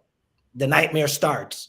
So it's a never ending, ha-ha moment sometime, because when you think you are ahead of them, you're behind them, because they are so quick and they do it 24 hours a day. I'm working with my vendor to take unofficial pages down that have nothing to do with my organization, but it's a challenge. And what has become a challenge is to find talent as well that is eager to learn. People see cybersecurity now as big dollars behind it. Everybody wants to get into cybersecurity. Universities are having cybersecurity courses and degrees and all that. When I got into cybersecurity, they didn't have any of that stuff. Alexis can probably speak to it better than I can, but they didn't have that. Now it's popping up everywhere. I try to fill positions and I see all these colleges that offer these courses and all of this different things. And it's great because now cyber is on everybody's radar. We are not any longer just an insurance policy. We are even though we're not a cost center in our organizations, we are part of have a seat at the table with senior management because they're curious to know, what am I seeing? How can we protect our data, protect our members, protect whoever our clients are? And it gets challenging. It's not easy. Every day I see something different. And, you never know enough to be ahead of the hackers out there. They're really good. So you bring up another great question, because we've got entrepreneurs out here. They run businesses. Some are solopreneurs, some, are small business owners, 5 to 50 employees. Sometimes they think, well, I'm not a target for a hacker, and I don't need to know a lot of these different training, or I don't need to know a lot of these policies. Help us understand, why are they such a target, and the things they really need to take note of as they do business day to day. Well, emails. Email system is of such now that people get attachments from unknown people. They click on it, and that starts a whole lot of, malware and all that in your environment. We do extensive security awareness training. It's like we almost beat it into our employees' heads, because we don't just do the annual training, we do campaigns. So they see stuff. I publish every week the scam of the week, so that they can see. Right now, there's a big scam with Twitter changing to X. A lot of people are getting caught up in that because they saw that and they say, oh, and they click and they put their credentials in, and here comes the problems. And now they're compromised. Their credentials are compromised and all of those things. So security awareness is a big push in any organization, and it should be, because you don't know what your people don't know. And the more you can have it out front, it helps to protect you from getting vulnerabilities in your environment. So I'm a big proponent of security awareness training and trying to let them understand that, don't share your passwords, don't leave your computer up and walk away. Not that Big Brother's watching, but you have to protect yourself. And you have and also with the smartphones, it makes it a lot easier for people to commit theft. So there's just a lot of moving pieces that's taking place that you have to be very proactive and realize that, hey, you got hackers sitting in their parking lot at your organization, just waiting for your wireless to get in, and they get in and that's it. You have problems. Vulnerabilities start coming, and then malware and everything, and it becomes a vicious cycle. And then now you're into your insurance policy. And of course, insurance, cyber insurance doesn't really like to pay, and they want to investigate and do forensic work and all of this stuff. But at the end of the day, it costs. There's a cost to all of this, labor, whatever. Your policy is going to go up. How many times have you been hit with a breach and all those things? So there's so much that can happen. I've gone through that. I've gone through that twice now. I've just went through it about a month ago where we had a breach, and it wasn't fun. It took place based on a server. And, records PII gets out there if you're not careful. Accounts are out there, but you're hoping that no PII, personally identified information, is shared on the dark web. And that's the part that, you can breathe a little easy, see that type of information showing up over there on the dark web. Wow. Dr. Alexis, how would you like to help us? Because now we hear about this problem. You're a small business owner. You're probably sitting there like, I don't even want to touch my computer. But help us with some good housekeeping that is necessary. I've heard about security awareness training, because I don't think a lot of us are like, hey, there's training available. You don't have to be part of a Fortune 500 company. I mean, help us understand what we really need to do to keep ourselves safe. So, like Dean was saying, a lot of it is simple stuff, right? Being aware that there is an issue that exists. One of the key drivers in terms of mitigating that risk, and if you've heard me say it many times, it's not a matter of if, right? It's a matter of when, right? As an organization, you will have an event, and most organizations are not even aware that they could be having an event as we speak right now, because the adversary have found a way to kind of cover their tracks, right? Having come in, done recon, understand where your information is. Second, the next thing that could address that is you knowing what you have. Dean talked about PII information ending up on the dark web. Some organizations don't even know where the PII exists within the firm, right? And as a small entity, the risk is much harder for you, because having a cybersecurity incident as a smaller firm, well, number one, you lack the resources to be able to address it.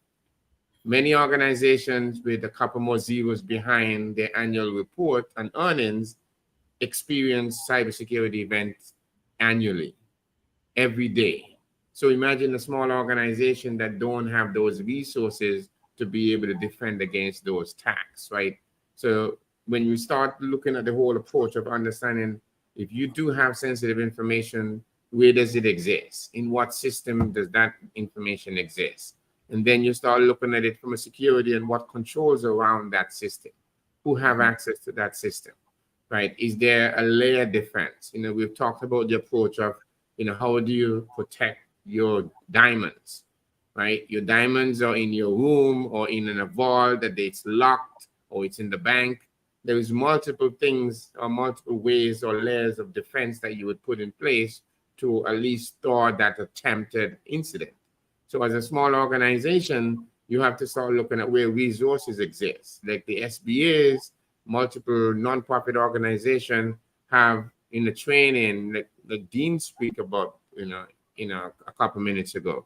SBA have resources available for small businesses to be able to go online and understand what is a phish. What are the things to look for if you receive an email? And, my favorite is always, even if you get an email, it's still a trust and verify, right? If I'm expecting an email from Dean and it has an attachment, I may just call Dean and say, hey, what's the attachment that I'm receiving, right? From that perspective, even though I know and I may trust Dean, I have to always think, do I need to open that attachment, right? I pick up the phone, if I'm talking to Dean and Dean didn't tell me that he just sent me an email, it's going to be strange, right? And I'll be like, hey, I just received an email from you. It's asking for such and such. How do you prepare for that as an organization? So if you start thinking along that line, along a trust and verify approach, right? Having least privileges, establishing controls around major systems, especially those that handle sensitive information. One primary benefit is doing a data map. map out what data you have, the type of information, the source, who you receive it from, and with whom it's being shared, right? So when you bring in some of the privacy regulatory requirement, you do a DPIA, you have a new system you're going to set up, that assessment allows you to determine the type of data that you're going to have in that system. And then you can go back and set up, okay, what type of controls I'm going to be required? What a kind of auditing expectation when Dean comes in, right? So as an organization, very small, there is many nonprofit organizations that's out there that offer free training that's online. LinkedIn Academy, Udemy have stuff, multiple ways for organization to make that investment. And then there's a lot of government funding and grants, and CISA have things that may be specific to your organization. So if you're in financing, there's regulatory and basic information that's available for your organization.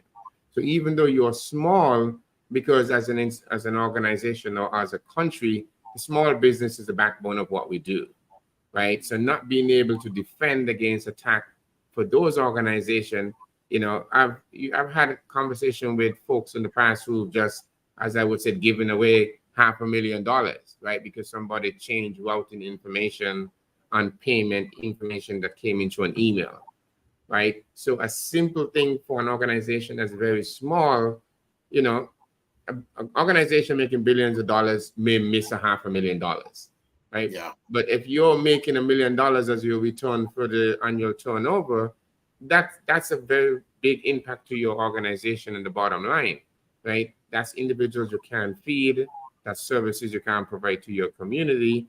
And if you're the breadwinner, imagine if you have to go and explain to somebody that lends you money, you were expecting this $1 million only for it to be given away and they're basic things, right? We didn't have a check in place to make sure that the person who's setting up the payment is actually speaking to that client or that consultant that's providing services to validate that this is your right checking and routing information. So basic things like those, it doesn't cost money to do those things is what I'm saying, Grant, right? There's simple cybersecurity hygienes that an organization need to learn, need to practice. There's multiple standards and frameworks and best practices that are available for organization today. NIST has spent many years as an institution trying to put best practices out there for organization to find it. Many of them have to do with the federal government and protecting critical infrastructure within the Fed space, but those same best practices can be adapted for your small businesses. There's hardening requirements around if you're going to set up a new server, a database, going to do cloud services. You've heard me talk about it before, this notion of this click next fatigue, right? Where everything is becoming so simplified to move to the cloud that individuals think they can just click next and configure the information that are PII and sensitive type of information. So when you consider the implication on the business for that guy a girl who have not spent the time managing a shop off for the web, everything is the web now. And as an organization who, as you move towards automating many of the production or application or processes, your risk exposure obviously increases, right? So we just got to be mindful of the simple things that, how would you protect it if it's my money? Well, it's nothing simple, but you just got to it because data is it is money. Think about it, you tell people all the time, if you lost your cell phone today, how quickly would you go spend money to replace it? That should tell you something right there. So it's very, very important. How would you like to chime in on that, Dean? Well, for me, for a small business, I would focus on their servers. I'll take for instance, I went to the dentist the other day, and they've been having server problems. Server was down a couple of times, appointment schedules all screwed up. So I start thinking to myself, they probably not, the third party they're using is probably not patching these servers. They're probably behind on so many versions, so many different things going on. And I said, well, they said, oh, okay, well, we changed our vendor. So I'm saying to myself, well, did you ever get to the root cause of what created this problem? We don't know if they had a virus. We don't know what they had, and they don't know what they had because they did not go far enough to figure out what caused the scheduling system to be crashing and all kind of craziness where people are coming in when they don't even have appointments.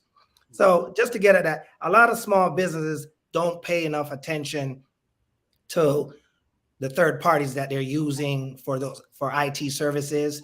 They don't have a vested interest to make sure that the data, patient information is being kept secure. They just assume because they outsource this to a third party, the responsibility now falls on them. But in actuality, it still falls on that provider or whatever.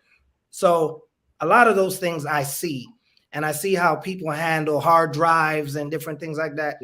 They change out equipment and they don't even think about, did they have it sanitized? Did they have it degaussed? Did they do any of the stuff or the DOD requirements? They just, bring me in a new hard drive, bring me in a new copier, bring me in whatever.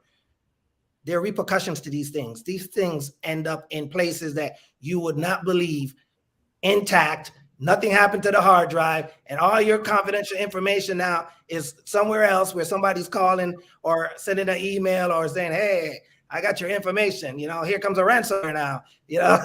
What do you want to do? Or a business. It happens all the time because some guy didn't pay attention to the detail. This is so important. You got to protect your data. I mean, think of how many thumb drives. Thumb drives were really, really big, and you use them. You put information on it, then you throw them in your desk or whatnot. You don't even know what's happening with it, and it's just sitting there. You don't realize there's sensitive information right on that particular piece of equipment, and somebody could be coming in at night, cleaning the house, whatever. You probably wouldn't even notice. I could sit here right now and think about, wow, you know what? I probably got, little thumb drives that I put information on. They're probably sitting there for years. I wouldn't even know if it was gone. That's when you need to get a hammer, Grant. We're gonna buy you one. Think about it, right? So, you start by thinking, don't never let anybody put a USB into a device that you don't own, right? If I don't own this USB and I haven't had control around it, it can't be put in any, not even just an enterprise asset. I'm talking about personal device. Ain't nobody gonna give me the extra mouse to use or anything like that, right? You travel, you make sure you're not connecting to people's Wi-Fi. Exactly. Everybody can tether now, right? The days of you just trying to hop on to get internet connection is just over. You can either tether on your phone, and if you can't control that network, you got to be making sure you have VPN or other controls in place. Yeah, I use VPN even on my cell phone. I have VPN. I don't trust anything, even though I'm on an Apple device. I still run VPN on my device. All my devices. You just cannot trust this. I'm on a Apple product. That's not gonna happen. Things are happening fast. Yes. Tell us about that, man. I'm so curious because a lot of times we talk cybersecurity. We're talking about the big networks at work. We're talking about your compute at home or even at work with your laptops and desktop. But the mobile phone, which is highly used, is that now being hacked as well? Oh yeah. Oh, easily. Yes. Yeah, somebody can easily send you an SMS and take control of your phone if you're not mindful, right? Wow. All right, talk to us and about that goes back to the whole. Let's just stop there and tell me what somebody sends you a text message and they can control your phone. Talk to me about that. So, Dean, if I recall, a couple of years ago, Amazon CEO was hacked that way, right? Through an attachment that came. Yeah. So that that organization that there was a threat for a long time of being able to target journalists and other stuff around that world, right? Sometimes people just send you stuff. You make an attachment or somebody send you a picture that may have a payload in the back of that picture, right? So, remember, a picture may not always just be a picture online, right? Because you have the ability to hide code even within images, right? Or attachments and other type of stuff. So imagine if you're in the CFO's office and you're running the numbers for the organization and it's the end of the quarter. and reports are due, and you're working and you had to run out, and now you decide you're going to send it to the CFO's assistant or somebody who's working, right? And if they have a device that's connected to the network, there's ways for you to try to compromise that. So just like a PC, you got to be mindful of stuff that individuals share with you, right? So just be, always thinking about that. Yep, and applications too. People download certain applications and they don't know what's on the back end of this application and who's looking at what you have open, in your data. So data is just being sifting through everywhere. Data is like, if you control the data, you can control currency. Yeah, that is correct.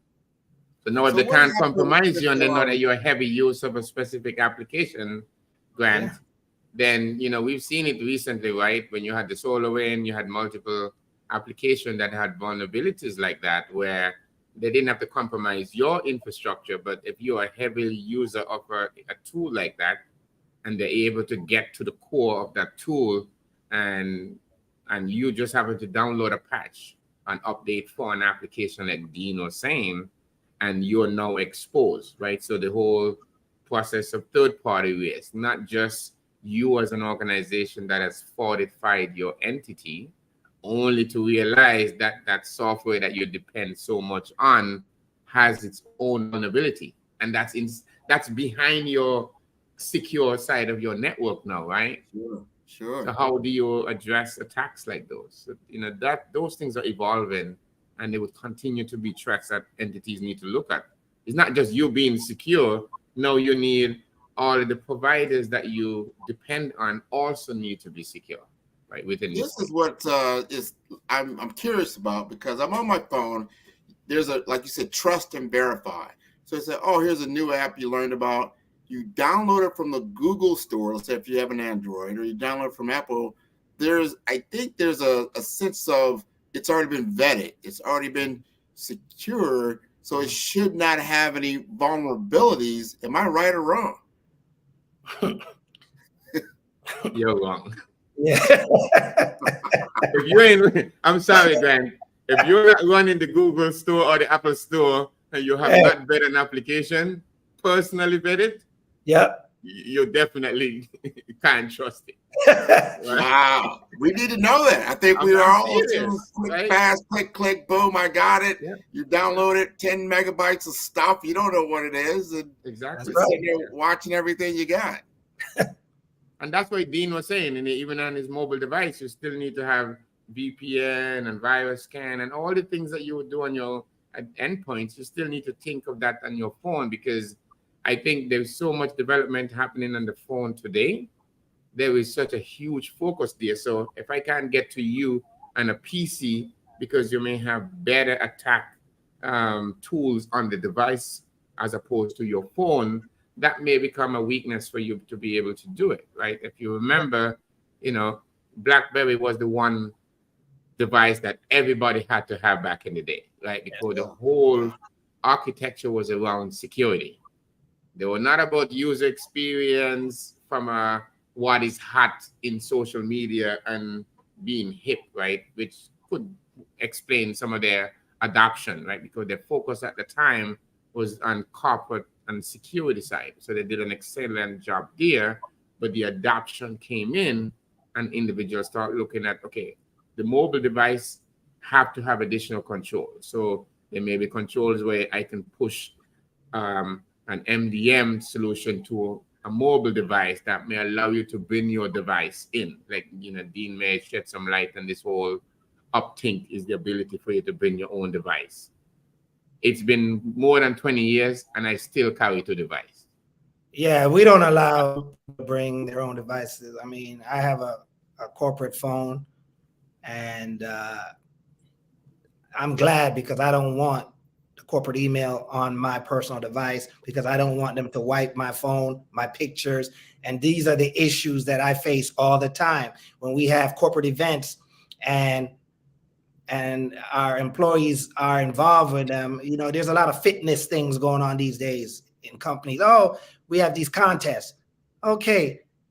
Are we signing waivers here? What are we going to do, guys? Because If I participate in there and my phone gets, the vendor, first of all, has no liability. So it's all on the company. So if my phone gets hacked or whatever happens, I lose my data, my pictures, I'm coming to the company and saying, well, it was your sponsored event. So now you're liable for that whole mishap, which was it really worth it? Yeah. You know, value versus, you know, what value you trying to keep your employees motivated, but at the same time, there's a cost for doing business. Such as doing, yeah. Well, I tell you what, we've got 5 minutes left. And before we, couple minutes, just 1 minute each, take a subject, whether talk to us about password, talk to us about, just give us one more tip that we need to do as consumers of digital technology that we take to heart and utilize so we don't experience these type of cyber crimes.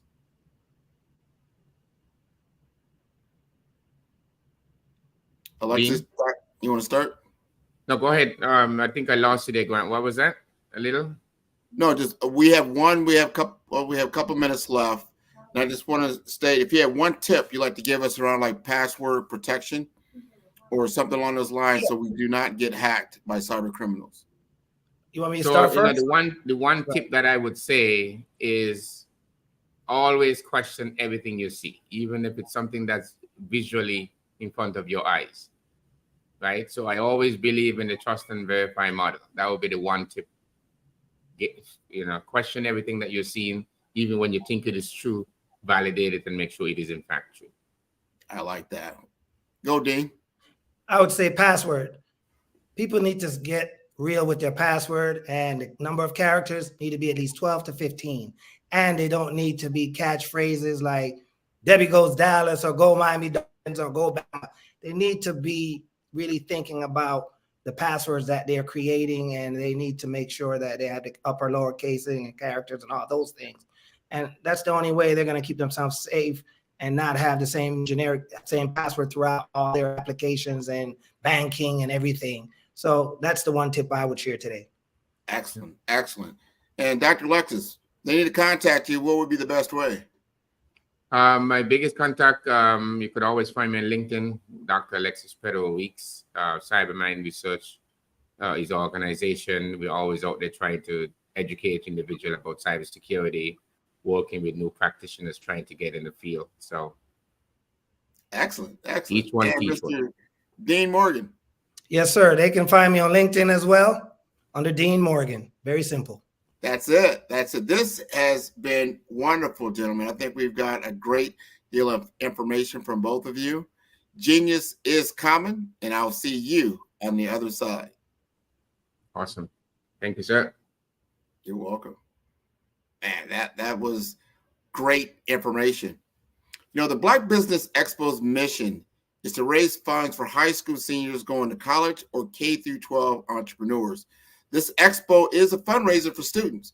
You may go to www.blackbusinessexpousa.com to donate to the scholarship fund, or use the Cash app that's on the screen below at $BBX USA. Our goal is to give laptops and up to $5,000 to 10 students. Students can register online at www.blackbusinessexpousa.com. Every dollar counts. So we want to remind you to donate to the scholarship fund. We want to thank our Black Business Expo USA sponsors for August 2023. NC 100, Moody Capital Partners, Suede Soul, Lotus Rocher Coaching and Training, Carolina, Virginia Minority Supplier Development Council, Step Management, BHS and Associates, Margie McLean Foundation Incorporated, Genius is Common, Earth Essentials, Milani Shani Global, Executive Women's Success Institute, The Quality Coaching Company, Superwoman Business Services, Creative Force Studios, Lee Entertainment, Artistic App Design, Black Business Expo USA, Genius is Common, and I'll see you on the other side. Attention all entrepreneurs and companies. Are you looking for reliable and efficient virtual assistants and back office support to help you manage your business tasks? Look no further than Superwoman Business Services. Our team of virtual assistants provides a full range of administrative support services, including operations management, social media marketing, and much more. We also offer website design services to help you create a professional online presence that reflects your unique brand. In addition to administrative support and website design, we offer business development and structuring services to help you grow your business and achieve your goals. We'll work closely with you to identify areas of improvement and develop a customized plan to help you reach your full potential. At Superwoman Business Services, we understand that running a business can be overwhelming and time-consuming. That's why we're here to help you fly high and achieve success. Our virtual assistants are highly skilled, experienced, and dedicated to providing you with the support you need to thrive. Come fly with us and take your business to new heights. Let us help you become the superhero entrepreneur you are meant to be.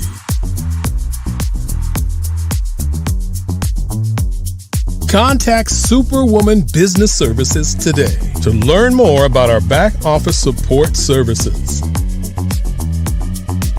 Come fly with us and take your business to new heights.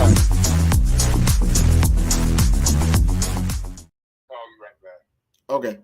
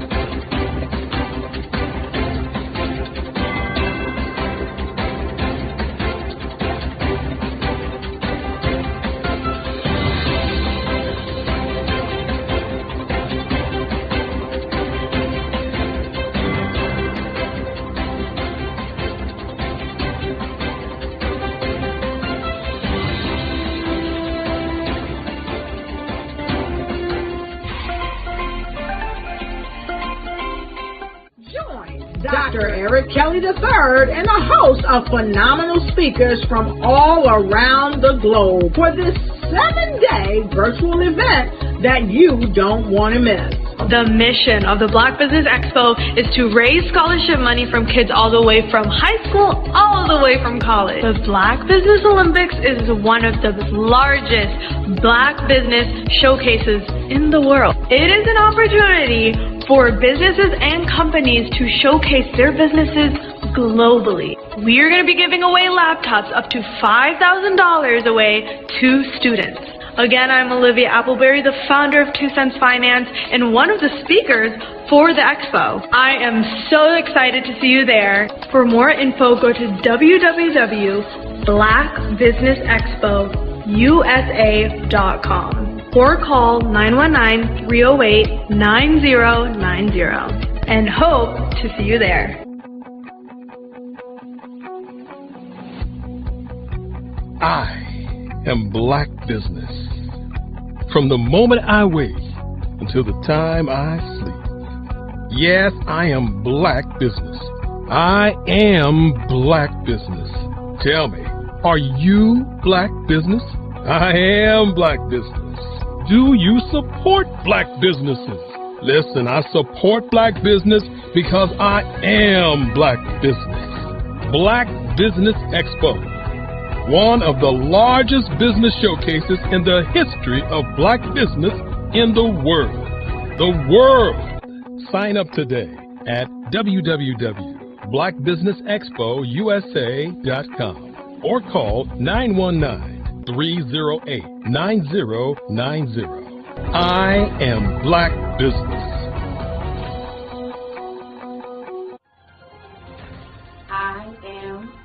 business.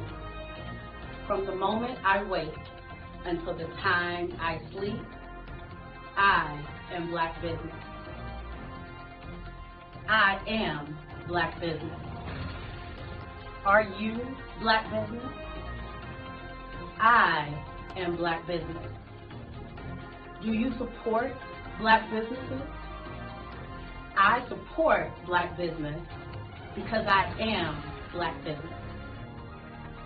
Black Business Expo, one of the largest business showcases in the history of Black America in North Carolina. Join Dr. Eric Kelly III and a host of phenomenal speakers from all around the globe for this 7-day virtual event that you don't want to miss. The mission of the Black Business Expo is to raise scholarship money from kids all the way from high school, all the way from college. The Black Business Olympics is one of the largest Black business showcases in the world. It is an opportunity for businesses and companies to showcase their businesses globally. We are going to be giving away laptops up to $5,000 away to students.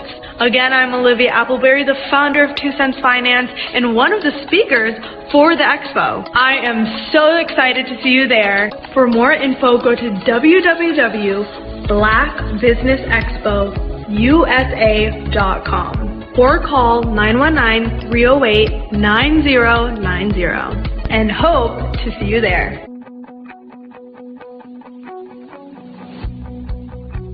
I am Black business. From the moment I wake until the time I sleep. Yes, I am Black business. I am Black business. Tell me, are you Black business? I am Black business. Do you support Black businesses? Listen, I support Black business because I am Black business. Black Business Expo, one of the largest business showcases in the history of Black business in the world.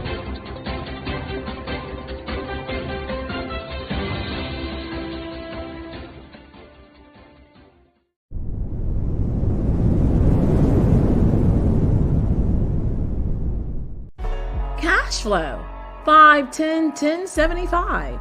I use the cash flow app to keep track of my charities. Cash flow, 5, 10, 10, 75 helps you manage expenses, helps keep track of charitable giving, helps you save your money. Cash flow, 5, 10, 10, 75. Download it today. Cash flow 5, 10, 10, 75 would like to wish the Cyber Bears good luck in this year's first robotics competition.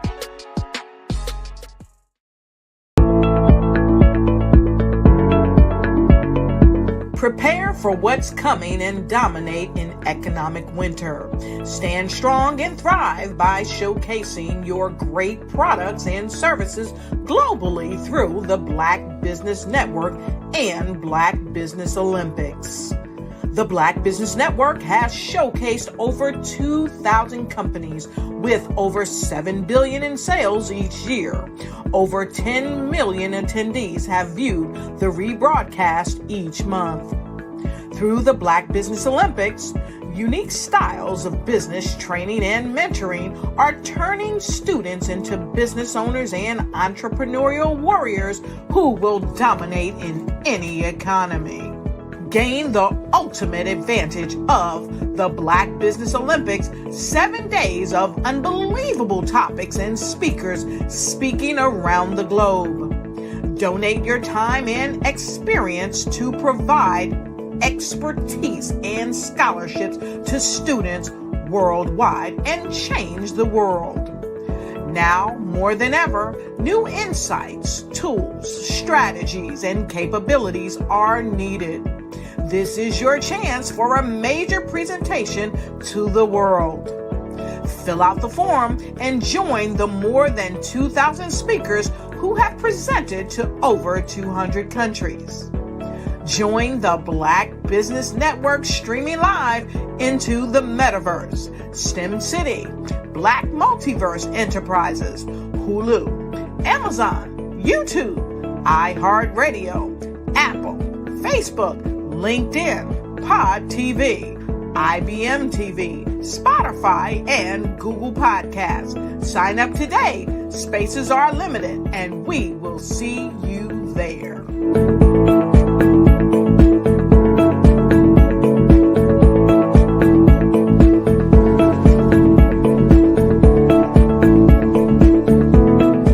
I'd like you to imagine with me, if you will, opening an app where you can collaborate with like-minded individuals from around the world, get inspiration and in-app tools to launch and grow your business, as well as share your knowledge and earn compensation, all in one app. Well, the name of that app is Truso, short for Truly Social. Hi, I'm Matthew Newman, the founder and CEO of Truso, a new concept in social media. Truso is designed from the ground up to be a platform that's both social and empowering for all its users. How exactly do we do that? I'm glad you asked. First, Truso brings the world together via video. Psychologists assert that video provides a significantly more effective connection than audio only. When you enter a community on Truso, you're face to face. Second, on Truso, you don't have to have 1 million followers to monetize. Our business model allows all hosts and moderators to monetize, no matter the size of your following, by 1, producing fee-based content, and 2, inviting others to join the platform as subscribers. Even more, Truso has an in-app resource library with over 100 free resources, forms, and documents to help you build your brand and grow your business. Third, Truso is inclusive. The deaf and hard of hearing communities make up 360 million people worldwide. Unlike audio-only apps, Truso embraces this community, providing a networking platform that allows them to participate via video and closed captioning. We even have a deaf and hard of hearing foundation in the works as well. Fourth, Truso is both social and safe. We refer to Truso as a virtual extension of the beauty shop, barbershop, and brainchild of the community. A place where there's laughter, along with wisdom, growth-oriented conversation, and genuine connections in a safe space. Truso even has proprietary security to ensure we maintain a safe environment for everyone. Where are we at now? Truso is live, y'all. We've launched in beta, and we're acquiring users daily. We have an incredible development and marketing team, plus amazing celebrity influencers at the table, helping us spread the word around the globe, beginning within the African diaspora and beyond by creating a safe space for growth, connection, and collaboration. We're truly excited about Truso. We've created something special for which there is a global market. And we invite you to embark on this journey with us as a shareholder. The future for Truso is truly bright. Join us and let's go there together.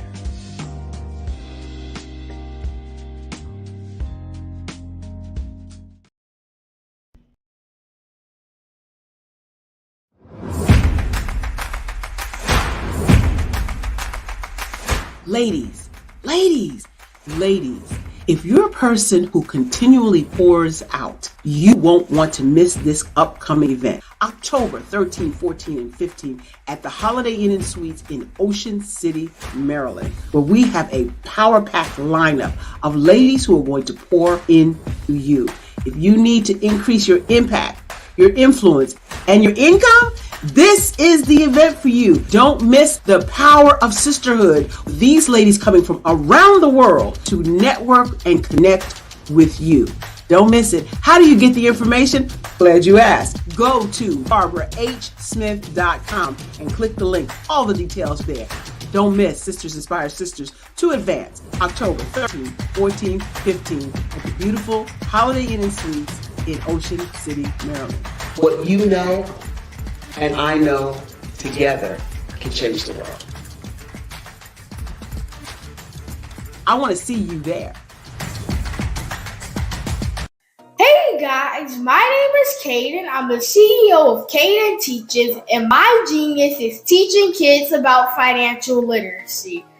Throughout my financial products, such as my financial flashcards, my activity book, and my newest project, my financial bus, which I bought. And on the bus, it has a mock bank where kids will learn how to deposit and withdraw money, a mock grocery store where kids will be able to learn how to have a family budget, and a mock stock exchange where kids will even be able to learn how to invest in stocks. Now, I decided to start teaching kids about financial literacy because I find that most kids graduate high school without even knowing the basics about financial literacy. And I feel if I were to teach kids about financial literacy, that I would be able to help kids tap into their genius. And I actually learned about financial literacy to my dad because I would go to business meetings with him and I would always see that they were talking about financial literacy. And at that point, I didn't understand what financial literacy was. So I took it upon myself to learn about financial literacy and teach it to kids in a way that they could understand. But I want you guys to help me help kids tap into their genius by going to my website, cadenteaches.com, and you can sew into me in my financial bus by going to my GoFundMe link. And remember, if Caden can, you can too, because genius is common.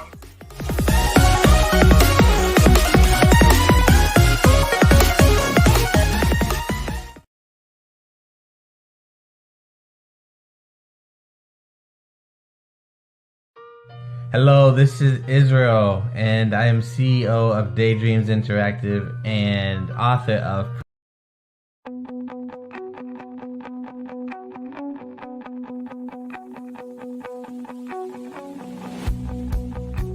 I am Black Business. From the moment I wake until the time I sleep. Yes, I am Black Business. I am Black Business. Tell me, are you Black Business? I am Black Business. Do you support Black businesses? Listen, I support Black business because I am Black Business. Black Business Expo, one of the largest business showcases in the history of Black business in the world. The world! Sign up today at www.blackbusinessexpousa.com or call 919-308-9090. I am Black Business.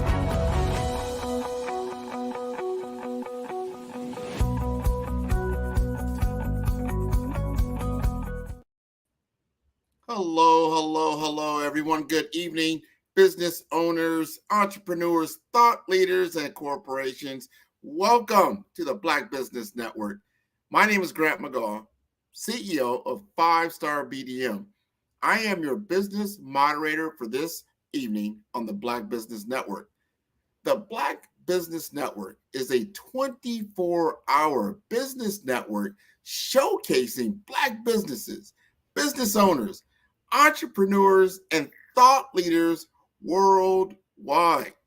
We have speakers from North Carolina, London, Singapore, Africa, Japan, Australia, and cities all over the United States. The Black Business Network is a global community sharing its business knowledge to empower, inspire, and educate businesses about business. Today, we are joined by a true luminary in human development, Dr. Norma Hollis. For over 3 decades, Dr. Hollis has dwelled deep into the essence of authenticity, crafting programs that nurture self-awareness and expand consciousness. Through personal, professional, and lifestyle lenses, she redefines life, leadership, and business. A trailblazer, Dr. Norma was the first Black woman to pioneer a speaker bureau dedicated to Black voices. Today, she leverages that legacy to coach leaders on the profound power of authenticity in their personal spheres, family, and workplaces. With Dr. Hollis, the journey is about embracing our authentic selves and letting that genuine voice resonate. So let's dive into the depths of authentic living with Dr. Norma Hollis. Hello, Grant McNair. I just love that bio you just read. I want a copy of that. Who wrote that? I didn't write that. I didn't write it. Somebody rewrote what I wrote. I like it. Well, I'm glad you. I love that you liked it. It's beautiful. Love what you do. I'm gonna get out of your way. Genius is coming, and I'll see you on the other side. Well, hello, you young people that are here today. I know today's program is geared towards those that are a lot younger than me. And you can consider me your godmother of authenticity, because I have learned a lot about what it means to be authentic in my journey. And I'm going to say some things to you that will be hopefully of value to you as you're on your journey in this planet called Earth, and in your spacesuit, if you will, as a Black person, male or female, in your profession as a business leader or corporate leader, and you're listening today at the Black Business Network. So I'm going to take you on a journey through things I suggest you be aware of in your journey through life. And let's start, we're going to go chronological. And I'm assuming that all of you that are here, I know there's some young people, but I'm going to start with pretty much 20, because prior to 20, you're not really making all your own decisions.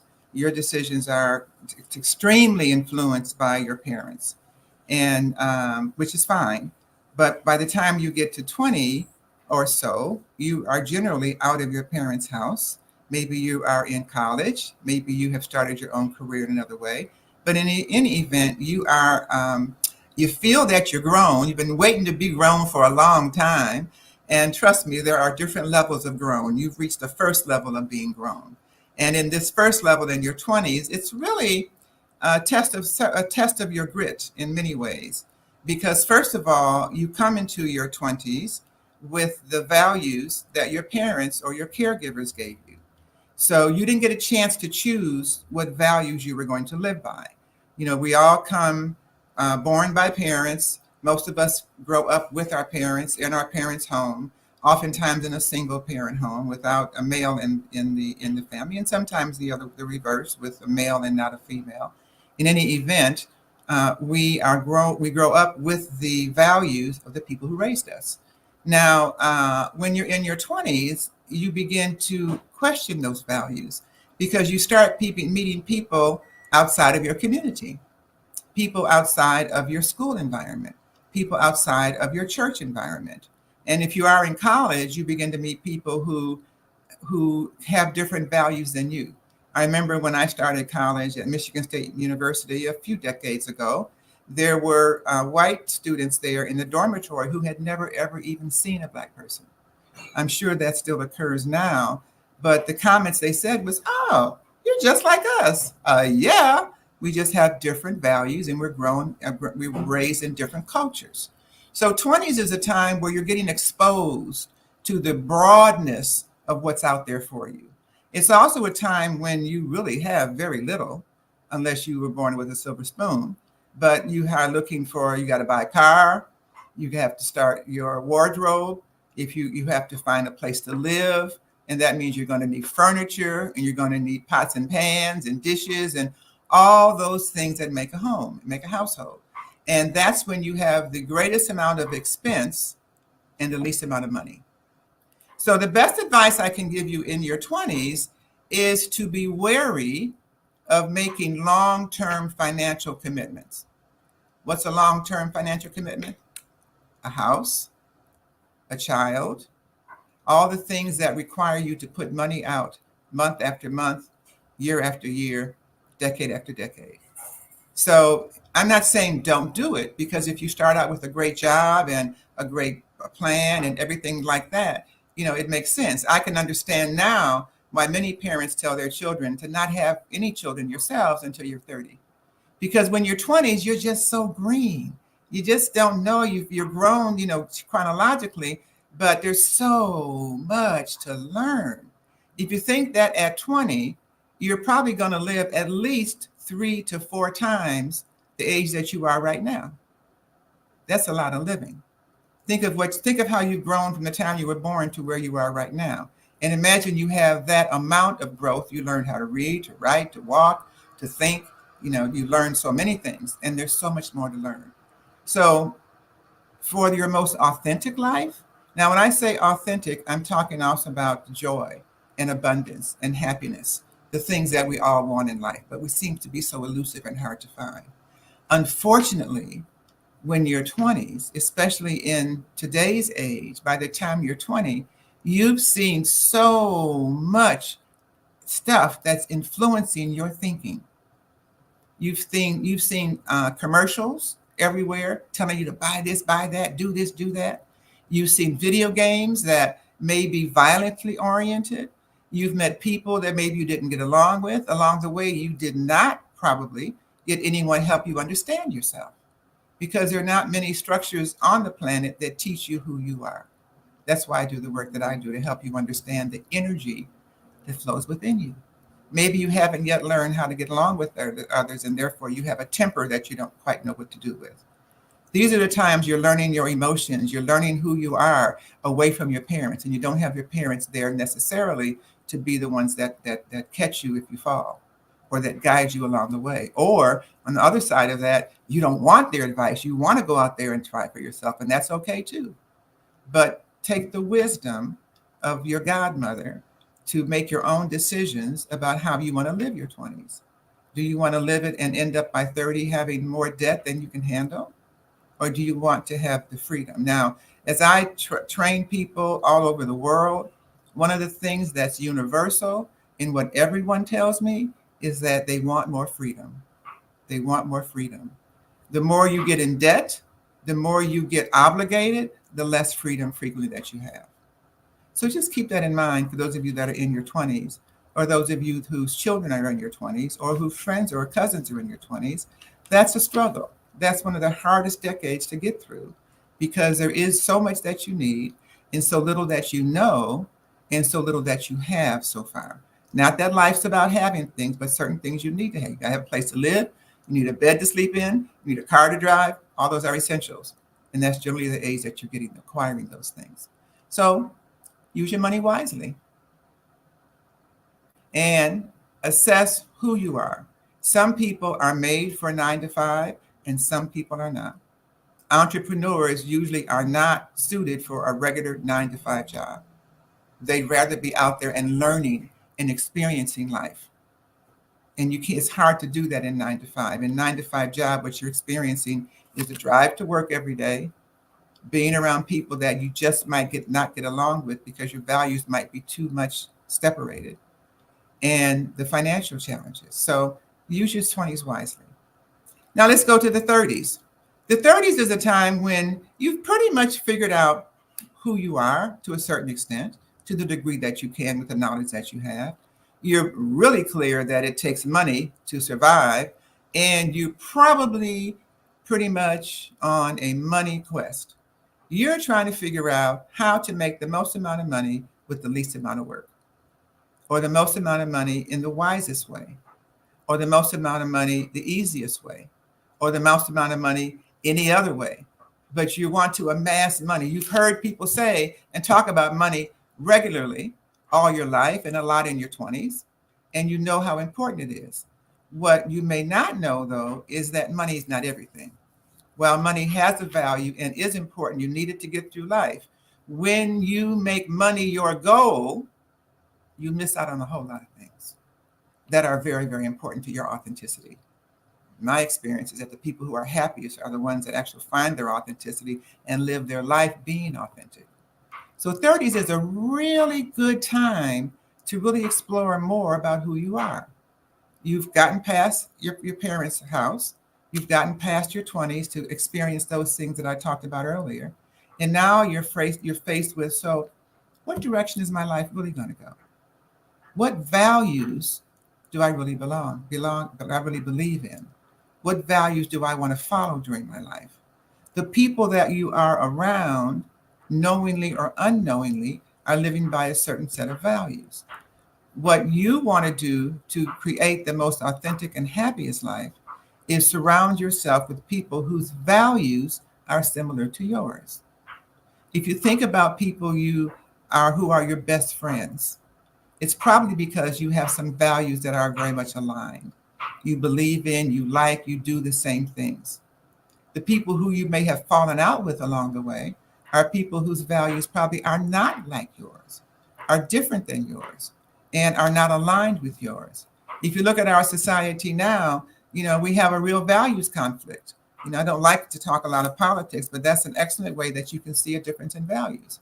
I've started watching both Fox News and MSNBC, to see the contrast. And it's so interesting. I suggest you might try this, especially now that there's a new topic on the horizon that's just getting started. So looking at what, looking at how that starts. If you look at the same situation and see how two groups with different values interpret it, this is what happens all the time on the planet.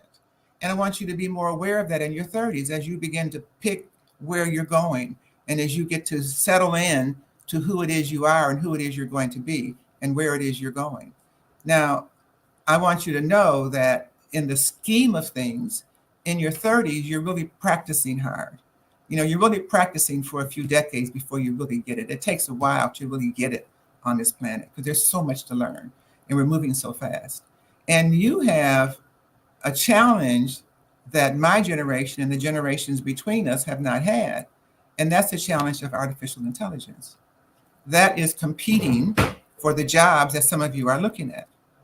And it wasn't an issue with a lot of senior management at one point. You might be saying, hey, no problem, I'm an entrepreneur, or I'm a CEO, or I'm the boss of something or something. But AI is coming for that too. They started out with the more essential jobs, if you will, that don't require a lot of thinking, but require a lot of repetition. But now they're going to some of the thinking jobs and the more executive jobs. So you want to also know, what are you good at? What are your gifts and talents? What are your skills? You want to maximize your gifts and talents. The happiest people I've met in life are the people who use their gifts and talents to do what they're doing in the world, whether it's your entrepreneurial role or whether it's a workplace role, whatever. The issue is be aligned with your gifts and talents. Now, my generation talked about you don't make money from your gifts. Well, I beg to differ.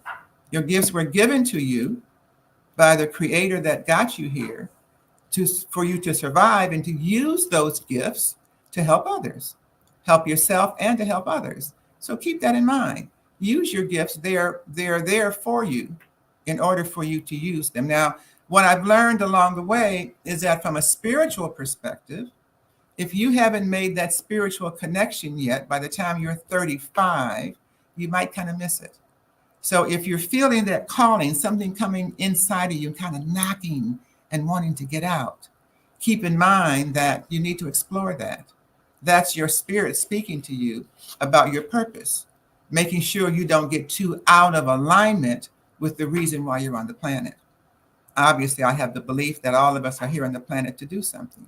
And what you're beginning to do in your 30s is you're beginning to create the thread of your life, the theme of your life. People's lives have themes that show up over and over again. But when you're in your life, you don't always see it. So it's always good to take time and step back and just look at how your life is progressing, the decisions that you're making, how those decisions are working for you or not working for you, and modify as needed. Because your 30s is really getting the grounding. You've gotten your 20s past, you bought your car, you bought your you know where you're going to live, you bought your furniture, you've got the foundational things that you have to live on your own. Now it's like, how am I going to position myself? How am I going to move forward? Now, a lot of young people, and you probably were one of them, have the idea that, boy, if I'm not rich by the 30, something's wrong. That is not true. Not true at all. There's no timeline for your money coming in. The timeline is, how do you use it? Are you using it wisely? Whether you're getting $10 or $10,000 or $10 million, how do you use it? People that get $10 million, sometimes it's lost in the next month or the next year. They don't know how to use it. For people that have the 10 that use it wisely, they turn it into 10 million. It takes time. Everything on the planet takes time. And you have to have the patience to allow the time to unfold. But as the time unfolds, what are you doing with that time? How are you nurturing and feeding into what it is you're here to do. That's your job at 30s, to begin to identify that and what that is and the direction the path that your life is going to take. Now let's go to your 40s. By the time you're in your 40s, you've had a good decade or two of work experience. You're a little more clear on what life's about. You may not understand it exactly because it can be very confusing, because there's confusing messages coming all the time. They say this, they say one time, something else the next time. Your mother says one thing, your boss says something else. One friend says something, the other friend says something else. You get all these different opinions that are coming into you and trying to feed you. That's when it's really clear to know who you are. It's very easy to get influenced by someone who is very charismatic or manipulative in some cases. So who are you? Knowing who you are, knowing your gifts and talents, knowing what it is, the difference you want to make on the planet, and whether you want to make it as an entrepreneur or as an employee. They each have benefits. You pay a price no matter what you do. If you decide to take the job and keep the job for a while, what people have told me when I owned my speaker bureau, what I learned is that people lose themselves after a decade or two in a work environment. Doesn't matter what environment it is. Obviously, corporate is a major one of those, but that's not the only one. In any environment, there's a certain culture, and you're pretty much required, if you will, to adapt the culture of your workplace. That's just part of the day. You spend more time there than you do at home with your loved ones in many cases. So you are almost required to adapt to the values of where you're working. That's why it's important to work somewhere that's aligned with your values. That's why it's important to know your values. If you don't know your values, you will adapt others, even if they're not right for you. The 40s is the time where your more maturity is coming in. You might be getting a little scared, like, dang, I'm almost 50. It's not a bad thing, trust me. 50 is not what you thought it was when you were a child. When you saw your parents and you saw, oh, they're 50, they're so old. It's not that. It is 50 is a great time, which I'll get to in just a minute, but let me nurture to you 40-year-olds first. But that's when it's time to really make the decision. Am I going to be a full-fledged adult, or am I still going to hold on to those childish tendencies that I might not have gotten rid of yet? How can I be a better adult? How can I be a better person? How can I begin to leverage the things that I've done, the things that I've learned, to continue to build, to continue to grow, to learn more, to prepare myself? Because at 40s, you're still kind of practicing. You really haven't graduated yet now you're an adult and a full adult, but there's a certain graduation point. There's a certain line that you cross when you get old enough to really care more about the contribution than you do about other people, to care more about the legacy you're going to leave than you're caring about your ego. Your ego rules a lot when you're younger. Your ego and your hormones are a lot of the rulers when you're young. So part of your challenge when you're young and what have you is to be, how do you control these? How do you control your ego? How do you manage it? How do you manage your hormones? Those are both very, very important for happy, successful maturity. That's where you want to get. My goal is to help you understand what's in front of you, what's before you, so that you can be as best prepared for it. By 40s also is when your children are beginning to empty nest, or maybe have already empty nested. So you are letting go of the strings of that bond, that gold bond that you had to have with every child that you had. You had to know where they are every moment. And that is very demanding as your responsibility as a parent. You can begin to cut those ties and let the children go on their own. You're still available for them. But it doesn't mean that tie, that gold bond, is quite as strong as it might have been in the past. You're also realizing again that, wow, I've been in the workforce for 10, 20 years. Have I put money aside? Have I planned for my retirement? Have I looked at my body? Have I taken care of my body? I want to do at least 40 more years, right? What's happening with me physically? What's my net wellness? I'm referring a lot to the boxes that you see behind me, which I call dimensions, without dealing with them individually. And I would do that kind of if I have time at the end, but I want to take you through 60 or 70 first. So you can kind of have a sense of what you're preparing for. When you know what's coming forward, you know more about what to do right now. It's hard to tell what's going forward because you're still young. And it's hard to predict the future because you haven't lived enough to predict it a further away. The more you live, the more you can predict, because the more you've seen, then the more you've learned. That's why I'm your godmother, because I've lived enough years to do that. And I'm delighted to be able to share with you the things that I've learned. So now let's go to 50. By 50, you've been in the workforce a few years. By 50, you're a little more sure of who you are. By 50, your hormones are not as demanding as they're not gone, trust me, but they're not as demanding as they were when you were younger. When you reach 50, you know a little bit more about who you are, hopefully. And you've accepted those things about you that may not be perfect. When you're younger, everybody thinks that's supposed to be perfect. Ain't no such thing as perfection. There's nobody who's perfect, no matter what. We all have gaps. We all have things that we can't do well. So that's why it's important to have people around you who know you and who fill the gaps that you can't fill. You see on my grid over here on the side, I have 3 words: think, communicate, and the bottom word is do. So generally, you are either a thinker, you like to analyze, evaluate, assess things. You're a communicator, you like to talk to yourself, to others, to the universe, or you like to be out there in the world doing things. So you need all 3. Whatever it is that you're strongest with, you need a partner, a friend, a coworker, or somebody that is on your team, whether it's a personal or professional team, who is strong in the areas where you're weak. It's not about you trying to be the things that you're not. Instead, it's about surrounding yourself with people who have the gifts that you do not have.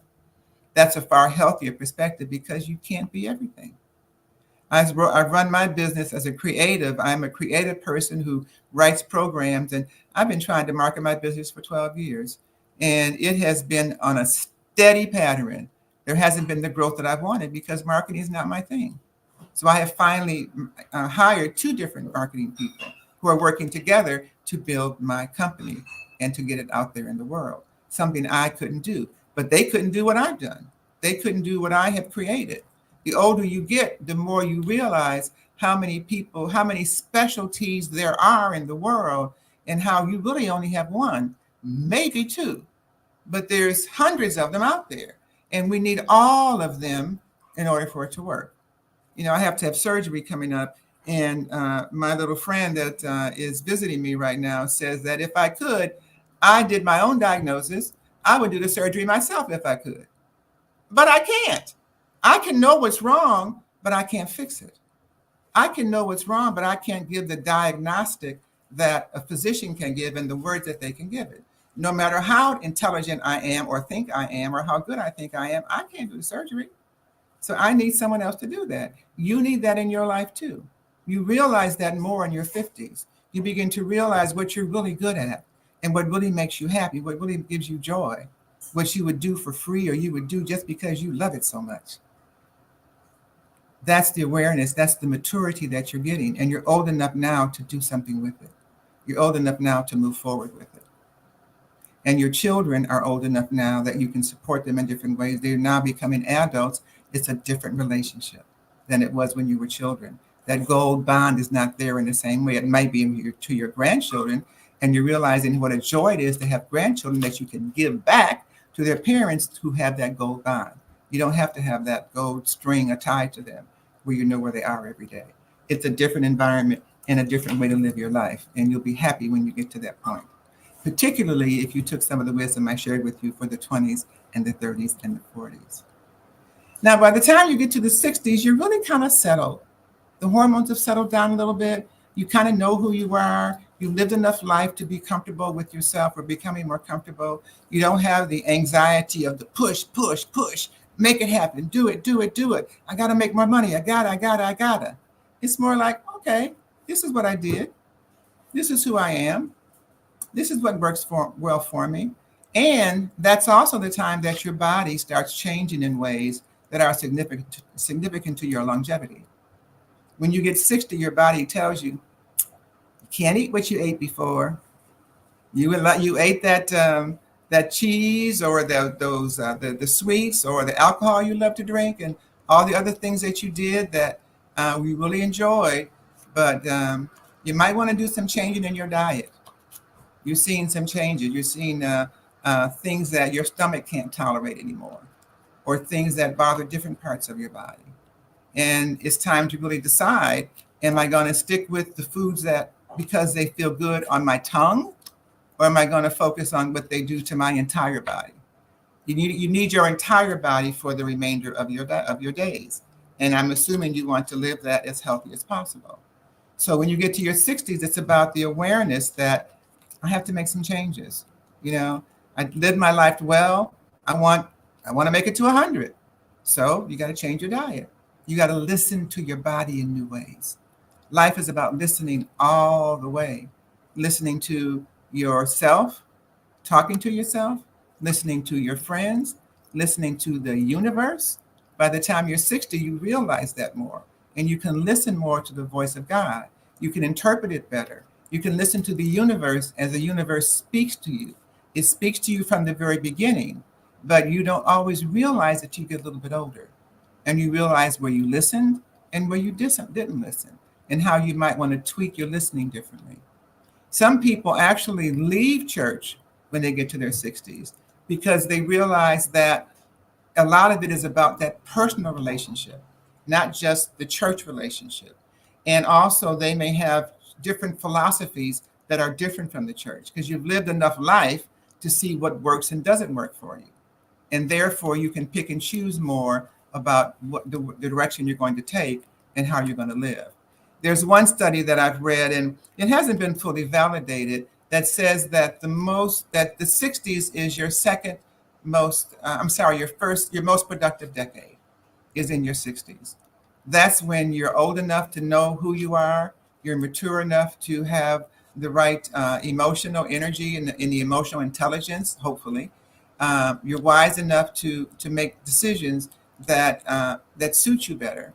And also generally compassionate enough to help others. And hopefully that's when the point when you really have stepped into your authenticity in the way that you haven't in the past, because you understand more. Your body's not driven by hormones nearly as what it was younger. You realize how much hormones, as much fun as they are, they get in the way sometimes of some decision making. Another one, they make you crazy in some of your decisions. And you laugh at yourself a lot when you get to your 60s. But the important part was you really look at how your diet and what your body's telling you, and making sure that you get to the doctor and you pay attention to changes in your body. It's those changes that'll make the difference of your longevity or not. And by the time you're 70, your body will tell you, hey, look, this is what's going to take you out if you don't take care of it. So you begin to know where you're vulnerable on a physical level. The question is, what do you do about it? Are you still taking pills without chemical pills, without knowing what's in them and what the downside is of the chemicals you're taking? Your body's not made of chemicals. Yet if you're taking pills because the doctor said it, maybe you've got diabetes or you have other kind of problems, and have you taken a holistic perspective? You know, I'm told and I believe that the medical doctors are for diagnostics, for your tests, for your x-rays, for their opinions. But the first line of defense for correcting something is not necessarily a pill, even though you might have been trained to do that. I know I took antibiotics for 40 years, starting when I was 8 years old, because I had ear infections for 55 straight years. And the only way they were treated was through antibiotics. Now that I'm much older than that, of course, it's a little challenging because antibiotics can mess up your body. So whenever I have something going wrong, the first thing I do is go to an integrative medicine doctor, a homeopathic doctor, a naturopathic doctor, or someone other than just the medical doctor. I might go there for the diagnostic, but then I'm going to go someplace else to see how am I going to treat it. Because in reality, the chemicals don't necessarily treat the problem. They just put a Band-Aid on it or temporarily remove it. Not in every case, but that's been my experience and the experience of some others. But I'm getting a different kind of, I even have my medical doctors waiting for the report of my integrated medicine doctor because that person found information that the medical doctors didn't have.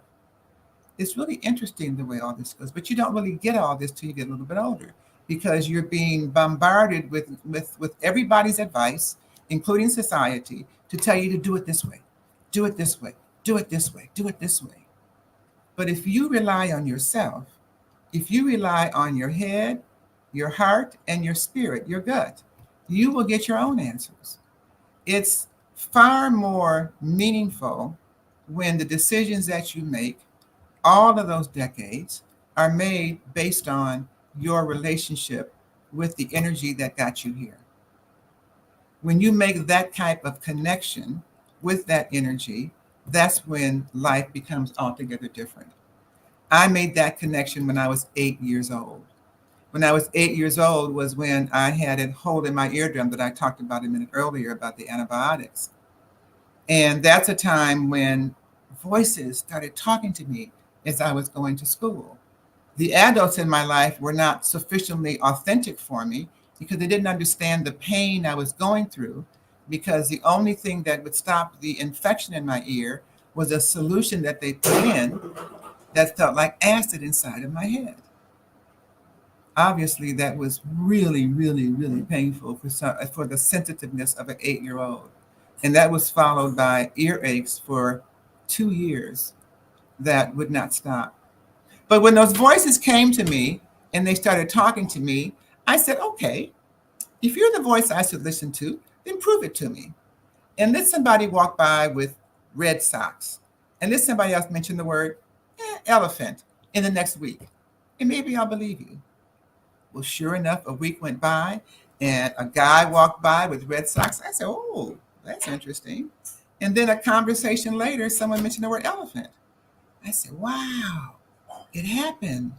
So I did it again with a different command, a different request. And in a week that happened. And after about 4 or 5 weeks of doing the same thing, the voice finally said, well, do you believe us now? And I said, yes. And I have been in partnership with that voice all of my life.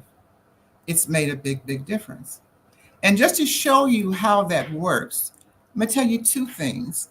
One is that on Thanksgiving, maybe 5 years ago, a friend came by. We had a meeting. It was a little business meeting on Thanksgiving, but we did it. But he came by. He had on red socks. I said, look at that. And that was a process at the time of making some major decisions. I don't remember what they were, but they were major decisions. And so I said to my voice, okay, if that's supposed to be a clue to me, like it was when I was younger, then let me hear the word elephant before the week is out. Well, I heard the word elephant a few days later on Family Feud. I said, well, I can take that if I have to, but it's not really personalized enough. And then 7 days later, on the following Thursday, I was at a friend's place where she was speaking, and she talked about elephants and how if you tie a string on their tail and put a stake in the ground and tie that, the elephant will go around in that circle and not go any further and never understand that his life is far beyond that. I said, whoa, that one I can relate to, because I talk about stuff just like that. That gave me a confirmation. But the biggest confirmation I've had, I had to look over here and see if it's over here, which it is, and I just have to show you. Hang on a second.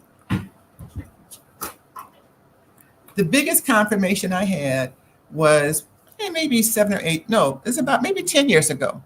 My husband was murdered about 8 years ago. And before he was murdered, he gave me a gift. He went, he said, I forgot where he was. I have no recollection of where he was going, but I know he said to me, I just had to buy this. I don't know why, Norma, but here, this is for you. Now, mind you, orange is my branding color. If ever you see me speak, I'm going to be wearing orange. And he found for me an orange elephant with red socks. Okay? Oops. And that's what I asked my voice. Let me put it over here. We go. Red socks. A red elephant, an orange elephant, my brand, with red socks. Now, is that a coincidence or what? Or is that just that relationship showing me that it's been there all the time, directing and guiding me and making my life and helping my life unfold? And so, as your godmother, let me tell you that I hope that you will do the same in terms of making that connection that will guide you for the rest of your life. If I can get this kind of connection decades later, so can you. I'm just a representative of what can happen when you really choose to be authentic. So take my word for it. There is nothing more effective from you than stepping into your authenticity. It brings all kind of goodies, golden goodies that will last you a lifetime. So I wish you the best. I invite you to reach out to me. You can find me on LinkedIn at Norma T. Hollis. I look forward to hearing from you and give me your comments about today. And I have a number of programs that I'd be happy to invite you with. Just write this one down, Gift from Norma. Gift from Norma. Every Tuesday, it's a free class that one of my speakers or someone else that I've trained or that's been in our community will talk about the dimensions of authenticity to help you know about authenticity in action and being yourself. Gift from Norma. I look forward to meeting some of you. Happy life. Do it well. Do it with authenticity. I will certainly take all of your advice. I love how you step through the different phases of life and just the maturity levels that people are at. I think it definitely helps bring some confidence to people like, oh, where you're at, you don't feel like you're lost or you're behind. You kind of like, you are where you need to be. I think that is wonderful. That's right. Now, did you leave the audience with your contact information, your website, and your email and that type of thing? I'm so busy giving information, I forget to do those things. Yes. Yeah. My website is normahollis.com. You see my name there, normahollis.com. You'll see about my programs and my background, and you'll see a picture of me and my elephant. You'll see all those things. And you can reach out to me at info@normahollis.com. info@normahollis.com. Thanks, Grant. Well, this has been wonderful. Thank you for being on the Black Business Olympics. Genius is coming, and I'll see you on the other side. All right. She is wonderful. Take all of her wisdom to heart. The Black Business Expo's mission is to raise funds for high school seniors going to college or K-12 entrepreneurs. This expo is a fundraiser for students. You may go to www.blackbusinessexpousa.com to donate to the scholarship fund, or use the Cash app that's on the screen below and say $PBX USA to give. Our goal is to give laptops and up to $5,000 to 10 students. Students can register online at www.blackbusinessexpousa.com. Every dollar counts, so we want to remind you to donate to the scholarship fund.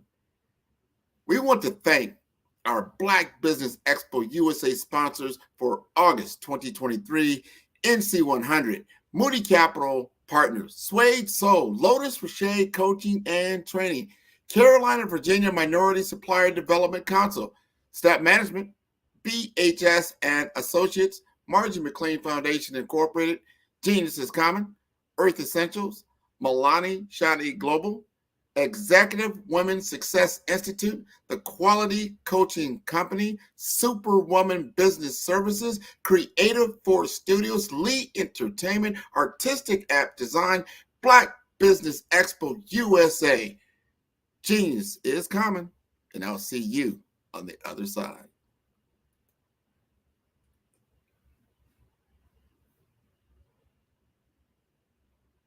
I'm Kennedy Harris. My genius is being an entrepreneur. I'm the CEO of K-Lock, a company where I develop my very own line of kids supplements. I currently market my multivitamin for kids to help combat weak immunity. During the pandemic, research has shown that having a strong immune system is key to fighting off disease. My vitamins are for kids, but adults can benefit from them as well. I'm adding a proprietary blend to my supplement line. I want to create my own blend so that I have a competitive edge in the marketplace. Staying healthy is important to me so that we live longer and have healthier lives. My website is klockproducts.com. That is K-L-O-C-K. Genius is common.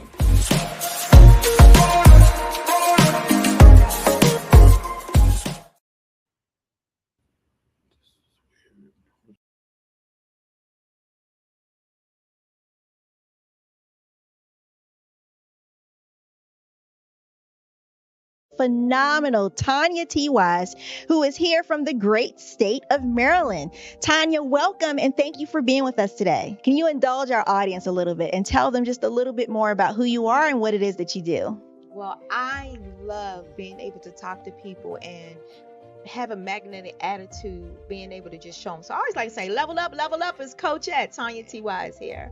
So can you tell our audience, just give them a teaser about what your presentation will be about? So my philosophy is that we should all be living our dream life. So tomorrow I'm going to talk about how you start living your dream life. What are some of the things that you thought about in your childhood that you just kind of let go and dormant? Wow. And I want to reignite that and just give you some pointers and some tips, some tools, some strategies to be able to start living your best life now. And guess what, Rhonda? And leave an inheritance for your legacy. Oh my goodness. Okay, I know that's resonating with a lot of people. I've heard that you have a dynamic coaching program. Can you tell us a little bit more about that? Absolutely. So our coaching program help people that have the lack of time, that lack strategies, and lack the confidence to go after their dream life. So we help them implement tools, we help them implement strategies, as well as give them resources so that they can live their best life now and leave that inheritance. Wow. Oh, I love that. I love the leave the inheritance part.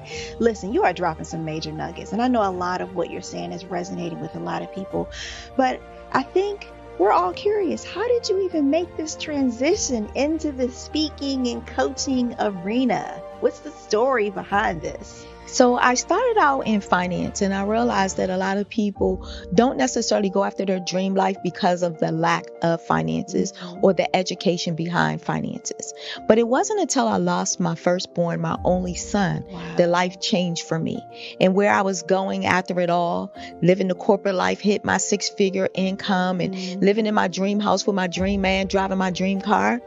I nearly lost it all when I lost my son. And so I realized it only takes one financial catastrophe that can change your entire life. That's what made me start All New Beginnings. Because no matter what's going on in life, there's a new beginning. And because of that, we develop a program called Wise Minded. My little slogan is, don't just dream it, let's live it. If they want to connect with you or work with you, what is the best ways for them to be able to do that? Well, for my social media guru, you can connect with me on every single social media platform as Tanya T. Wise.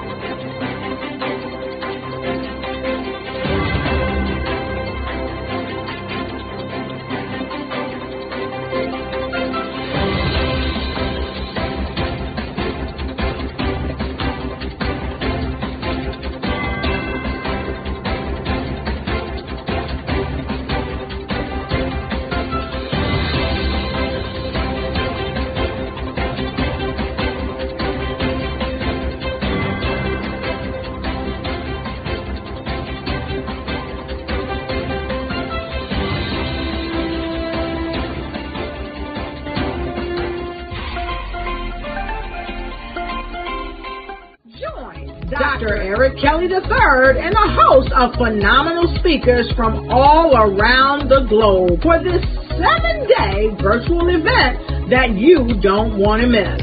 The mission of the Black Business Expo is to raise scholarship money from kids all the way from high school, all the way from college. The Black Business Olympics is one of the largest Black business showcases in the world. It is an opportunity for businesses and companies to showcase their businesses globally. We are going to be giving away laptops up to $5,000 away to students. Again, I'm Olivia Appleberry, the founder of 2 Cents Finance and one of the speakers for the expo. I am so excited to see you there. For more info, go to www.blackbusinessexpousa.com or call 919-308-9090 and hope to see you there. I am Black Business. From the moment I wake until the time I sleep. Yes, I am Black Business. I am Black Business. Tell me, are you Black Business? I am Black Business. Do you support Black businesses?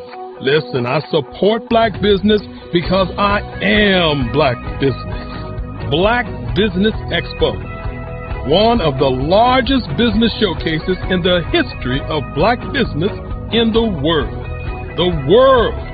Sign up today at www.blackbusinessexpousa.com or call 919-308-9090. I am Black business. I am Black business. From the moment I wake until the time I sleep, I am Black business. I am Black business. Are you Black business? I am Black business. Do you support Black businesses? I support Black business because I am Black business. Black Business Expo, one of the largest business showcases in the history of Black America in North Carolina. Join Dr. Eric Kelly III and a host of phenomenal speakers from all around the globe for this 7-day virtual event that you don't want to miss. The mission of the Black Business Expo is to raise scholarship money from kids all the way from high school all the way from college. The Black Business Olympics is one of the largest Black business showcases in the world. It is an opportunity for businesses and companies to showcase their businesses globally. We are going to be giving away laptops up to $5,000 away to students. Again, I'm Olivia Appleberry, the founder of 2 Cents Finance and one of the speakers for the expo. I am so excited to see you there. For more info, go to www.blackbusinessexpousa.com or call 919-308-9090 and hope to see you there. I am Black business. From the moment I wake until the time I sleep. Yes, I am Black business. I am Black business.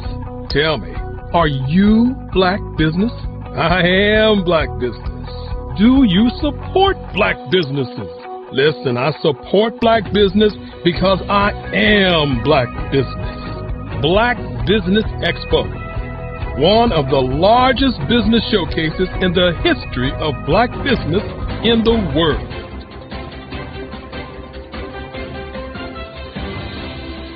Over the past few years, we've seen the growth of existing and new initiatives focused on financial inclusion, building global networks, and reducing the wealth gap in response to the idea there's not enough seats at the table.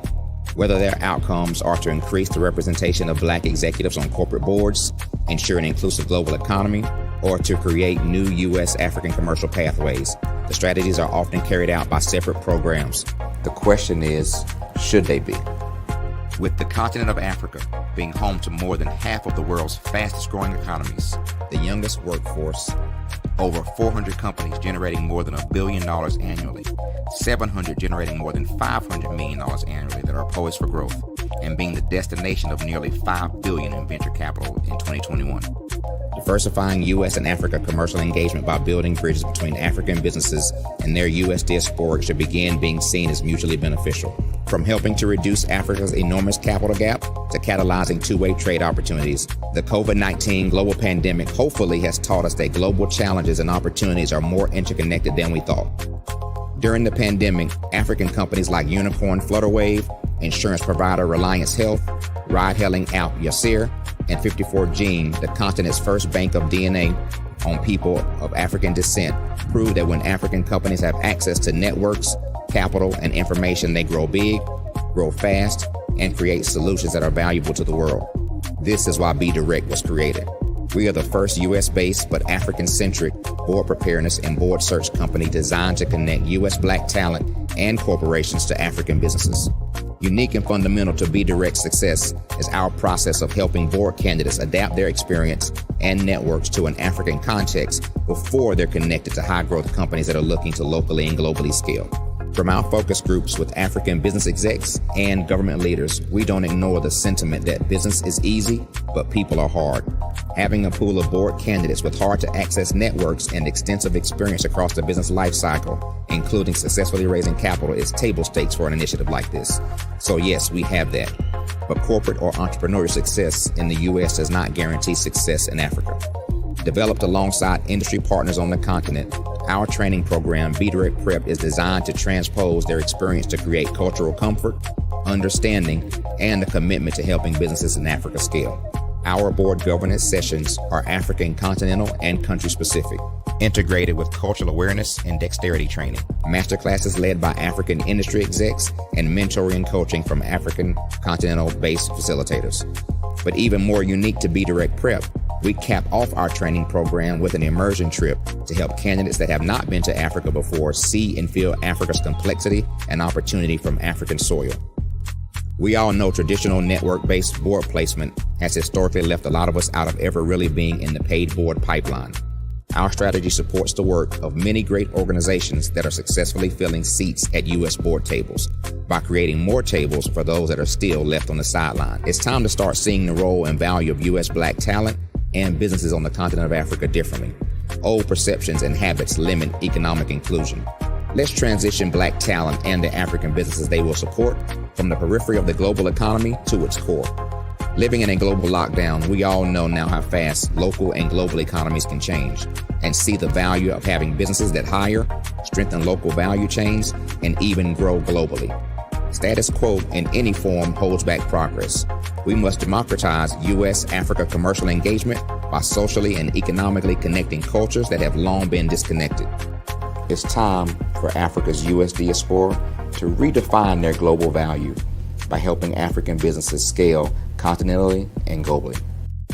I'd like you to imagine with me, if you will, opening an app where you can collaborate with like-minded individuals from around the world, get inspiration and in-app tools to launch and grow your business, as well as share your knowledge and earn compensation, all in one app.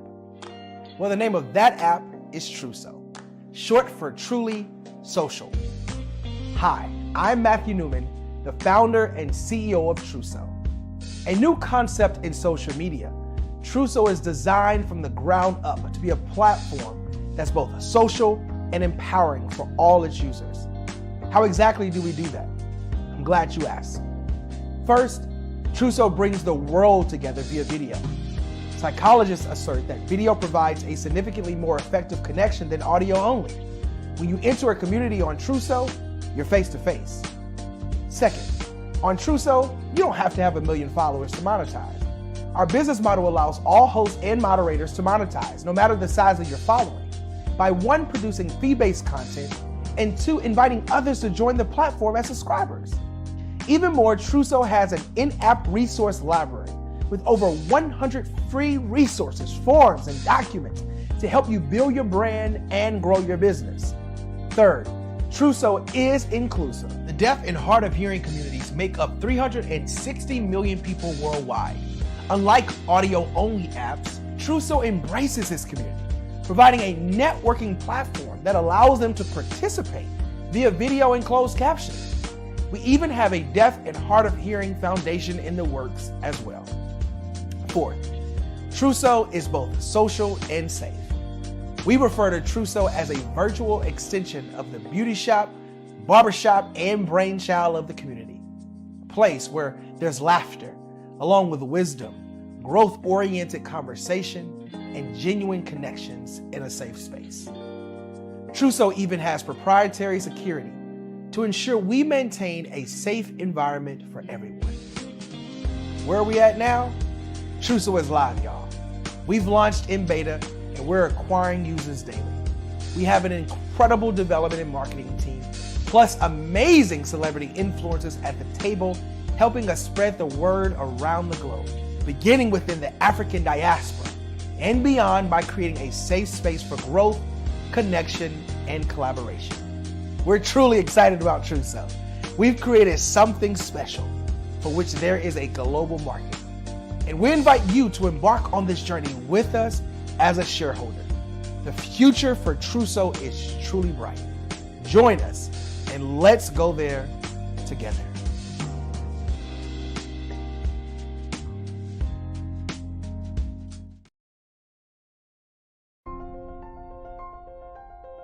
What if you could build your own city?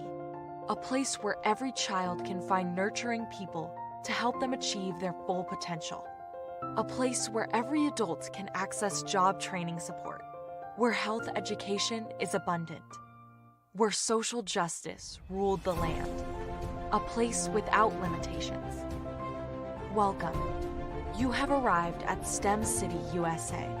It is what every city should be. A safe and trusted community where you find people and resources to help you become everything you are and beyond. STEM City is unlike anything you have ever experienced. It is a digital twin of the world around you, only better. STEM City is about energy and soul renewal. It is more than a digital world. You can almost feel the power of live cultural events, music, and theater. STEM City promises a better future for children with caring mentors and hands-on activities with dedicated tutors to support our youth. STEM City is your passport to a healthy lifestyle with weekly events addressing our community's many issues. STEM City is your financial well-being with helpful information on wealth management, career advancement, job training, and so much more. STEM City is the community you deserve. It is the city where your dreams can come true. STEM City USA, a place in the sky that is accessible to all who reach for the stars.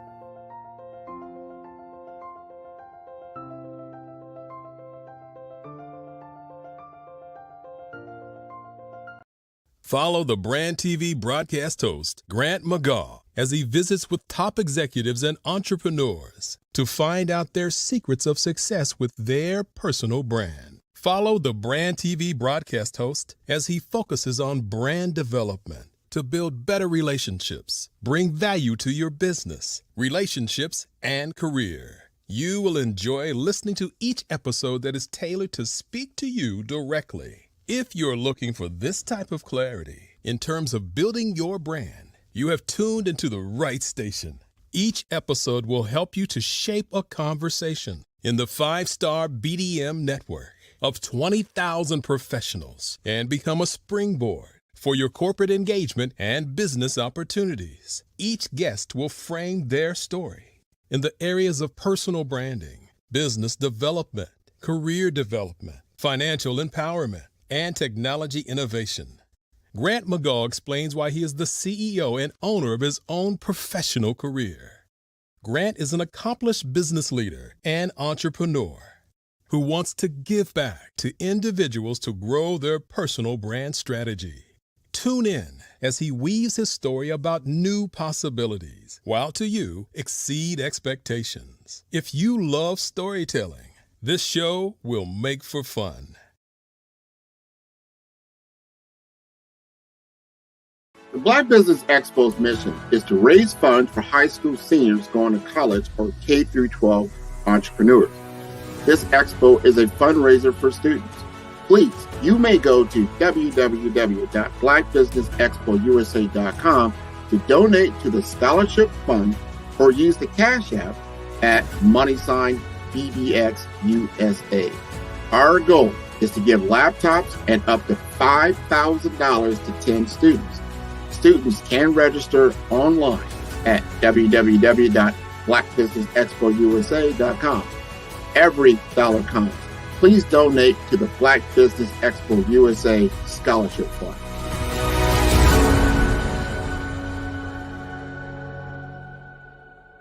I was born in a little village on the island of Haiti. Many deadly diseases pounded me. It is as if they were on a mission to end my existence on this earth. I refused to give up. In 1983, I left Haiti and came to the United States of America and I came with $5, 2 shirts. I didn't speak in English. I came to Atlanta. I got a job. I was a doorman. I was a doorman with a dream. What I used to come on stage. I'd rehearse this moment that I'm standing in front of you. That's the power of a dream. Maybe today is the day you begin acting as if you already have it. And then step out with full force. Take a risk. No condition is permanent. Don't let your situation distract you. You are chosen. You are called. You are born for a purpose in this life.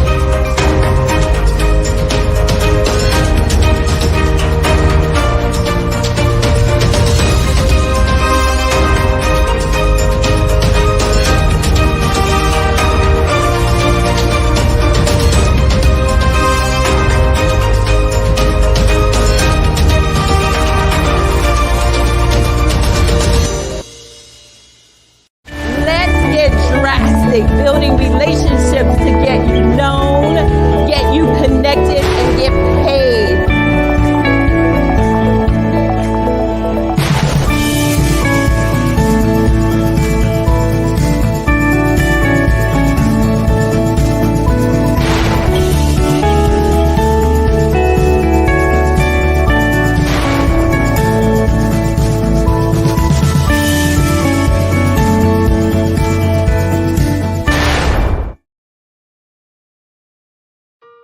Hello, this is Israel, and I am CEO of Daydreams Interactive and author of Princess Planet. So, genius is common, and as a kid, I loved to daydream. Even as an adult, I love to daydream.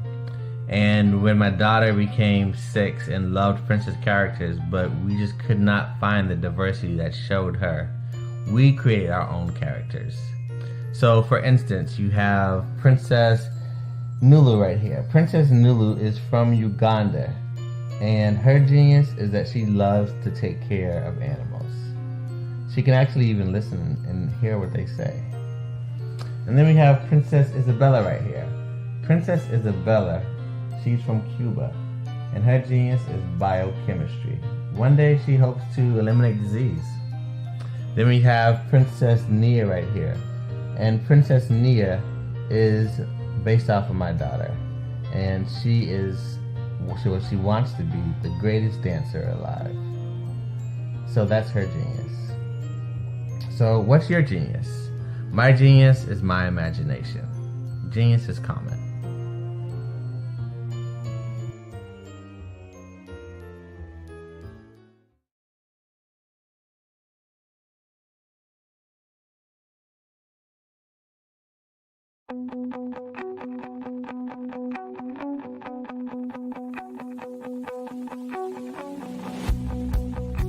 I am Black Business.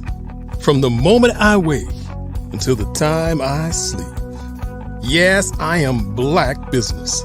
I am Black Business. Tell me, are you Black Business? I am Black Business. Do you support Black businesses? Listen, I support Black business because I am Black business. Black Business Expo, one of the largest business showcases in the history of Black business in the world. The world! Sign up today at www.blackbusinessexpousa.com or call 919-308-9090. I am Black business.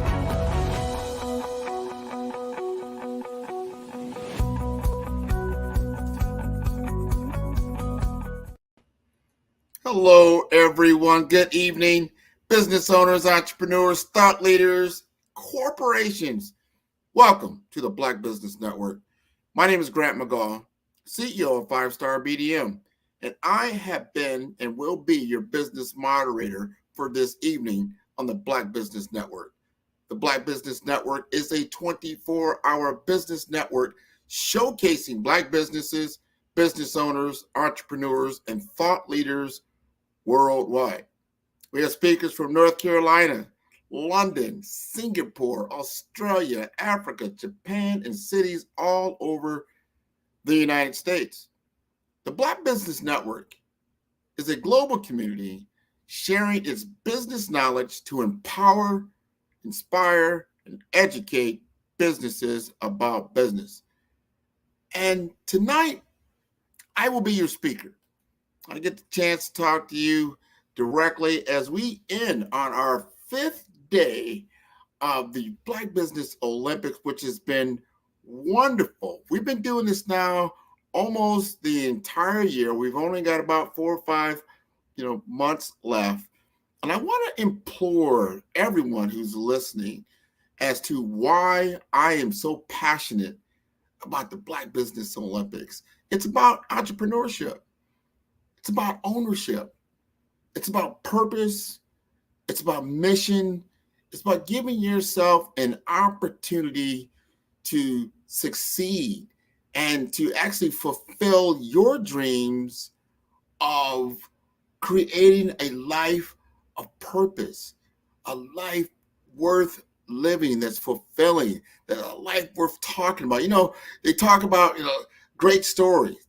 This here is a phenomenal story. Here we are in 2023, and we've been through a lot. You think about what we've been through just the beginning of this decade and what we're about to go through as we start to chart toward 2030.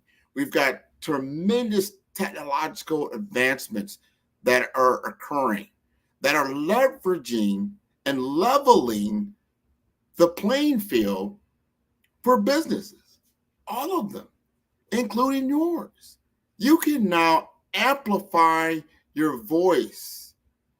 And the reason why you are in business in the first place, the big problem that you solve, utilizing tools that were not available, not even 1 year ago, to make your message more clear, have greater clarity, to have ways of actually cutting through the noise and landing point blank on your target audience. I'm here to help Black entrepreneurs just like you to understand how to utilize these tools, to create business development. I've been in business development for, I'm going to say since 1998. So that's 25 years. So I'm bringing to you 25 years of experience. That's probably over 80,000 hours of experience. So when you contract with me just for 1 hour, I'm bringing 80,000 hours of experience around business development in the corporate setting, in the enterprise setting, in the small to mid-sized business setting, and specifically for Black businesses, how to grow and scale. That's what I'm bringing to the table. How much is that worth? My value, probably, if I had to put it to a monetary value, it's a lot.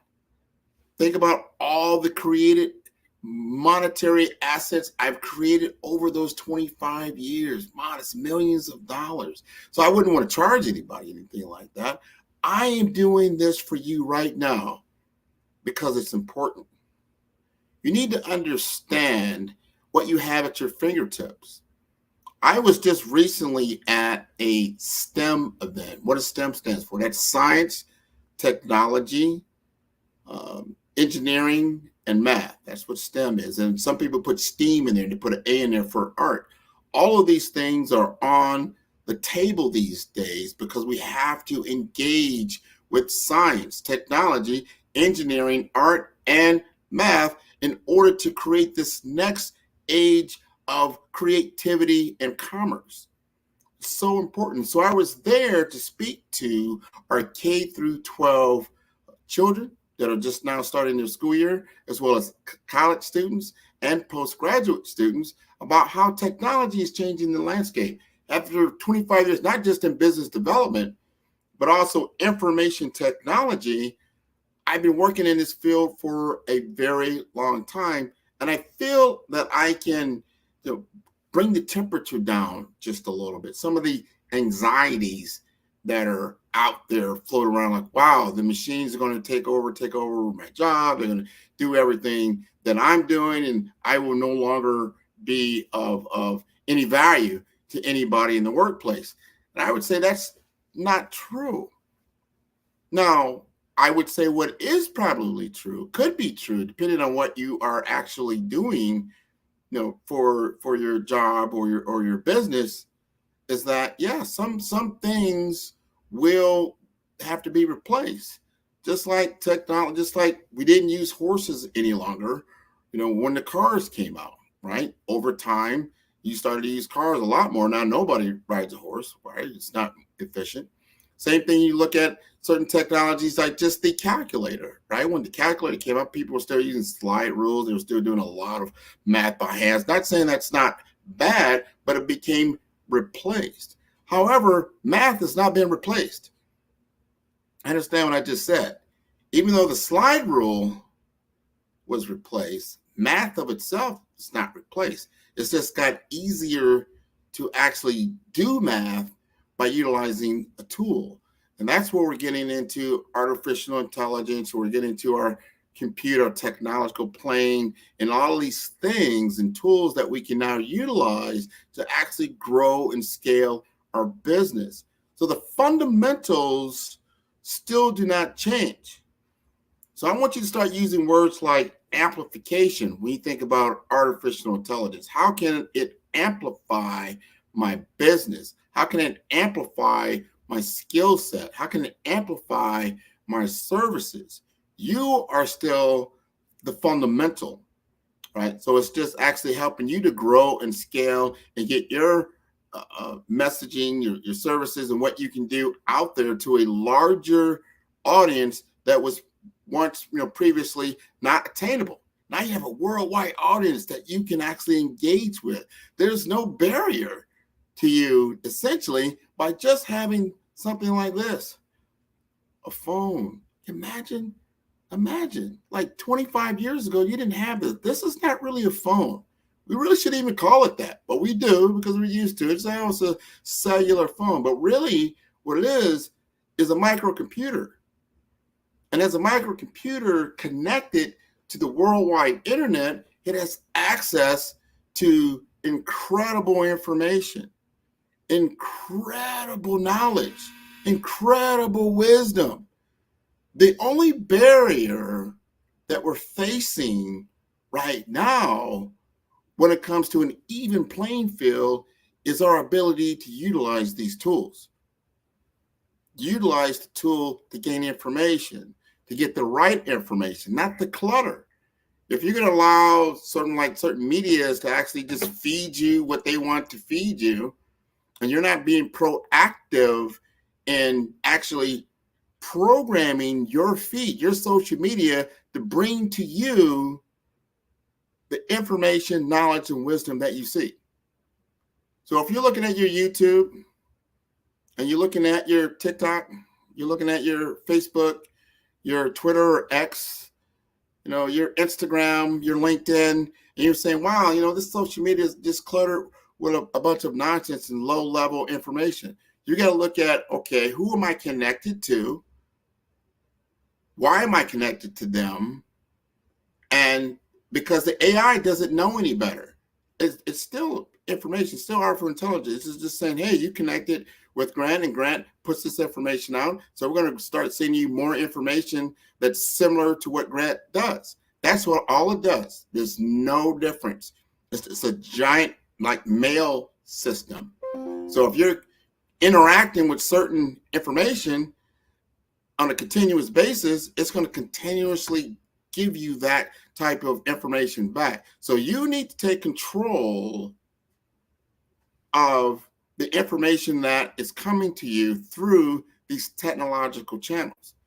You say, well, how do I do that, Grant? It's kind of out of control. Well, you start disconnecting from certain groups and people and companies that are then bringing you information that is not in accordance to your values.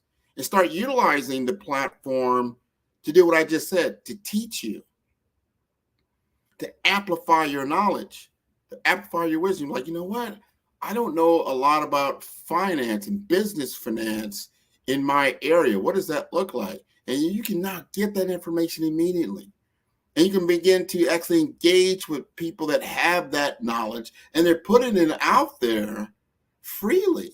You just have to connect to it. One thing that COVID did for us, because everybody was on lockdown, everybody was in front of some kind of technological device, and people started pouring out their information for free. Normally you pay for this because it's so important. This person has spent a lifetime accumulating this knowledge and this experience, and now they're able to give you that knowledge, right? Normally you pay for that, and it's worth what you would actually pay for. But all that information is still out there. There's so much. So there's probably not any topic, anything that you need for a skill set. I am so impressed now. I couldn't believe it.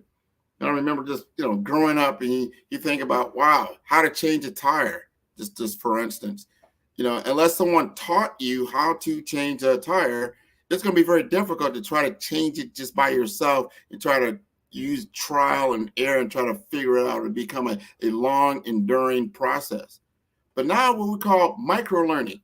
What's micro-learning? Micro-learning is I can just go to YouTube, pop in my make and model of my car, so I need to change the tire, and the information comes right up. Not just a bunch of text, but actually somebody there in full-blown video is showing you step by step how to change the tire from the nuts to the bolts, to how to do the jack, how to place the tire, what to place the tire in afterward.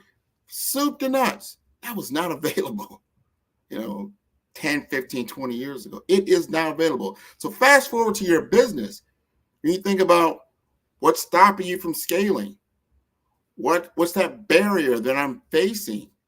Can I at least ask a question? And if you ask the question to your AI partner now, and I'm going to call all of this as artificial intelligence, even in the social media and internet and all these things, now can then put information at your fingertips. And not only are you getting it from a video, let's say that it was done in the past, you can get it live, just like now. I am live. You can now find out how to connect with me. Like, hey, Grant McGaw, I'm going to look him up. I'm going to Google him. All my information is going to come up. How do I connect with him? I see how I'm going to connect with him. And if I send him an email, if I send him something that makes sense, that I know that Grant is passionate about, that he's interested in, he has information about, I'm going to reference some of the videos that he's put out, some of the information articles that he's written. He's probably going to respond real time. And I'm going to give you good information. I'm going to give you that free consultation. And we're going to have a conversation about it and see where you're at, where you're stuck, and how we now say, okay, this is what you need to do. And then we start looking at the value, like, all right, to engage with me for a brand blueprint strategy is a 4-week engagement. So let's talk about that. Are you ready? That's the whole purpose of the free consultation. Are you truly ready? You may not be, but that's okay. At least you know what it takes to get to where you want to go. And you can make your own decision. You're going to know how much it costs, and you're going to know the result. Because what you're not doing, you're not just getting a deliverable from me. You're getting a transformation from me. Are you ready to transform your life and take it to another level? Are you ready to become? Are you ready to do the work that it takes to become? See, it's very easy to watch someone, let's just say, play basketball, right? You can see them play basketball. You see the greats, the LeBrons, the Michael Jordans, and the like. And you can say, wow, they're doing great work. What you don't see is what it takes to get to that level. And that's what I'm going to ask you. Where do you want to be? What level do you want to operate on? Do you know what it takes to be there? And then I will do a comparison. I do a skills gap analysis with you. So, okay, in order to be this type of entrepreneur, this type of business owner, you're going to need to have these skill sets to operate a multi-million-dollar business, a multi-billion-dollar business, or a multi-thousand. It really depends on the level that you want to operate, but you need to understand what it takes. And then you're going to have that knowledge. Then you have to ask that serious question to yourself. Are you ready to do the work? Are you ready to put in the time? Are you ready to invest in yourself? How valuable is that? I have these conversations a lot. And I talk to entrepreneurs. They say, well, okay, what type of business do you want to build? How do you want to take this business to the level you want to be? So I want it to be $1 million business. That's all right. It's a $1 million business. That's fine. Where are you at now? Well, I'm running around $20, $30, $40, $50,000 in revenue, but I think I can scale it. So, okay, that's fine. What does it take to go from $40,000, $50,000 a year in revenue to $1 million? What does that look like? What is the volume and scale that you're going to need to be at? Do you know how to do all the basics that you're going to need to run a multi-million-dollar business? Do you understand the finance? Do you understand the marketing? Do you understand the particular laws that could be affecting your business and the regulations in your business? How are you going to operate at that particular level? And how are you going to hire the human resources that it's going to take? And it's not just that, what type of infusion of capital that it's going to take. One thing I've learned in working with another client that I work with all the time as a fractional business development manager with Cornerstone Capital is I get to talk to businesses all over the U.S. Most of them are small, medium-sized businesses, mom and pops. They've been in business for maybe some of them a couple of years, some of them for a very long time. Some of them are now, they started out very small, just like I just stated, but now they're 6- and 7-figure businesses, and they're now getting to that level like, wow, I can't manage it all by myself. I need help, or I need to step away. I need to bring in some investors. What does that look like? And if you haven't done the pre-work, one of the biggest problems that we run across, especially when we're dealing with Black-owned businesses, is that you don't have your books in the right order. That you can't show your revenue and your taxes and your expenditures all within a snapshot of information and time that's necessary. Because the one thing they want to look at, not so much, all right, you're $1 million business, but how much does it cost you to generate that $1 million? And what does that look like? And how much is left over? So what they want to do is buy the profit of the business and then grow more profits out of it. So you've got to be able to have your finances to show that. And you've got to be able to show what the future could look like to get an infusement, whether it's a capital raise that you just say, you know what, I need more money to develop a new service line. All right, let's take a look at that. So no one's going to be like, I don't want to invest in that. You've got to be able to show them the story about the investment and where all that is coming from. And it becomes common sense to go ahead and say, hey, if I give you this extra $1 million of capital, I know that I'm going to get 5 out of it in a certain amount of time. It makes sense. Or you're going into what you call M&A work, where mergers and acquisitions, where you get somebody that, you know what, I want you to still run the business because you have the expertise in the operations, but I'll either do a minority recap or a majority recap to help you to get that infusion of capital in so we can actually scale the business. So what I'm saying is you don't do it here all by yourself. You begin to start out in that aspect, but understand where you're going. And if you build the foundation early with this understanding, you won't find yourself in a corner. You won't find yourself pigeonholed like, oh, wow, I should have done that.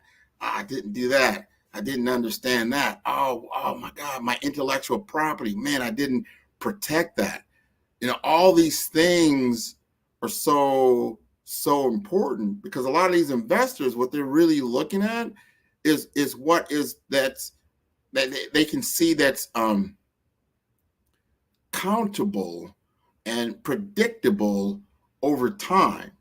They can see whether you've got revenue that comes in constantly, whether it's through a subscription or you've got long-term contracts in place that are renewable, but maybe over 1 to 2 or 3 years. But at the same time, to replace you is a big undertaking for your client or your customer to take. So you become a greater opportunity for them to invest in with low risk. They're all looking at risk, and that does it make sense from an investment standpoint. So I say all that to say that you use information to get to where you want to go, and you invest in people like myself, whether it's a coach or someone that can actually show you the way forward before you even need to get there, so you know where you're going. So important to have that roadmap, so important to have that blueprint. So I'm going to show you how to utilize technology at the most core basic ways in order to amplify yourself, to make yourself more visible, to make yourself more attractive, to make yourself more valuable. Beauty is in the eye of the beholder. So if you were doing great things, which I did find out at my STEM event that I went to, I talked about earlier, someone there is actually created Black-owned business, multi-million-dollar business, e-commerce business, doing CMOS and elderberries and selling them online as the e-commerce. And they actually were on Shark Tank, I think about a year or so ago, and they got an infusion of capital from Mark Cuban for about $600,000, and they've already doubled that and become a multi-million-dollar company. Right? This all started out, only a few years ago. So don't don't look at where you're at now, but look at where you can go. Don't already shoot yourself in the foot before you even got started. Someone else will believe in you. You have to believe in yourself. You have to do the hard work. You have to do the hard work. And so if you've never hired before, you find somebody that has. If you never operated a multi-million-dollar business before, you start to bring in people that have. They start to work with you at a level that you can actually partake in their knowledge, wisdom, and information. Right? So that's where, in a long-winded way, say, what is 5-Star BDM Dub? I do all of those things. I'm not just a marketing agency. I do work with a lot of people that need marketing. From a branding perspective, I work with people that need branding.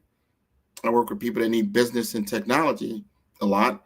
And the number one thing, I work with people that need business development services in general. Show them how to do true account management.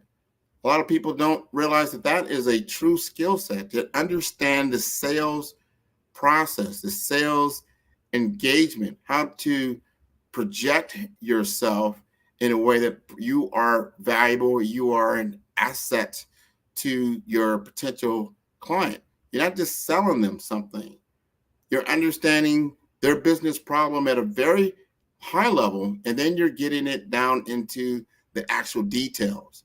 And then you're showing your value because of your experience and your understanding of what they're going to need to do. And then this is why this is the best choice, because everybody are going to take you through a normal process. You got to look at your own process when it comes to how you acquire certain things. The first thing you're going to do is probably become aware that either you have a problem or that there's a certain product out there that you like. But the first thing is you become aware of it. And once you become aware of it and that you like or dislike it, then you're going to start to engage and start to consider what your options are. And the consideration of options is typically where you start to find out that you're now engaged in a sales process. But even before that, in that awareness stage, if you're not out there, when they're doing active research, they're starting to look at certain things and they can't find you when they do a search on Google or Bing or some other type of thing. They don't see you in industry articles. There's nothing that says anything about you. As they get to the consideration phase, you're not even there. This has nothing to do with salesmanship, as you would say, because the sale is 50% already done before they even engage with you. Or they'll never engage with you because they don't know anything about you. But the moment they do become aware of you is very, very important, because you have to understand where they're at in the customer journey, right? And what a lot of people do, companies do this all the time. And when they do their presentations, they start out, all right, become aware of you, tell me more about you, what can you do? And they immediately start out about themselves. They immediately start out about their company, who we are, what we do, who we've done this before, our capabilities, and how to contact us. And I guarantee about 70 to 80% of all sales presentations have that information there. And what they don't have is so important. They have not talked about the customer's problem. In the beginning, you need to establish your expertise and knowledge about the problem that customer is experiencing first and foremost. That is the secret I'm going to give you tonight. When you look at your sales presentations, when you look at your sales formulas, when you look at your engagement processes, are you engaging your clients at a point that you're giving them knowledge and information about the problem that they're looking to solve first? That's so important. It's not, they'll get to find out about you as they go deeper into the consideration phase.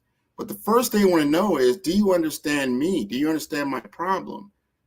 Do you understand this industry? Do you understand what's going on? And if you can articulate that first, you're already going to be in the 90, well, I would say the 10 percentile of that, of going forward with that customer to get to a point of a sale. That's business development 101 from Grant McGaw at 5-Star BDM. Start with understanding the challenge of your client, then understanding the opportunity that you represent, then understanding the impact. What impact do you bring to the table that is measurable to your client? That's when they're going to start looking at, how did you impact them from a testimonial standpoint? How did you do that for someone else? What ROIs did you accomplish by solving this problem, right?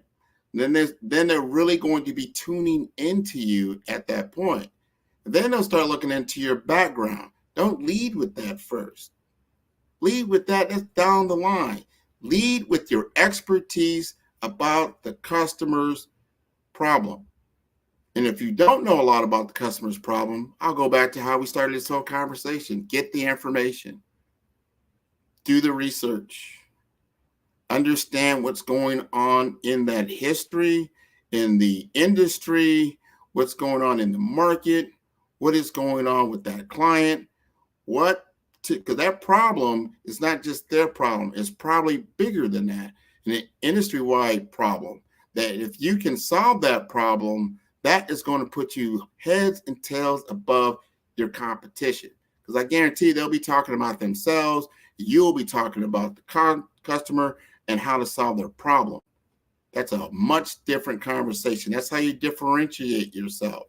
That's a communication strategy, a differentiation strategy. All these things go into your customer blueprint and how you're able to bring forward greater revenues and profits for your company and actually solve problems for other people through referrals, because that's still the number one way to get business, and through the referral process. Other people talking about you and how you solve their problem at such a high level that they will recommend you to their friends and colleagues and others. That is still the number one form of marketing ever.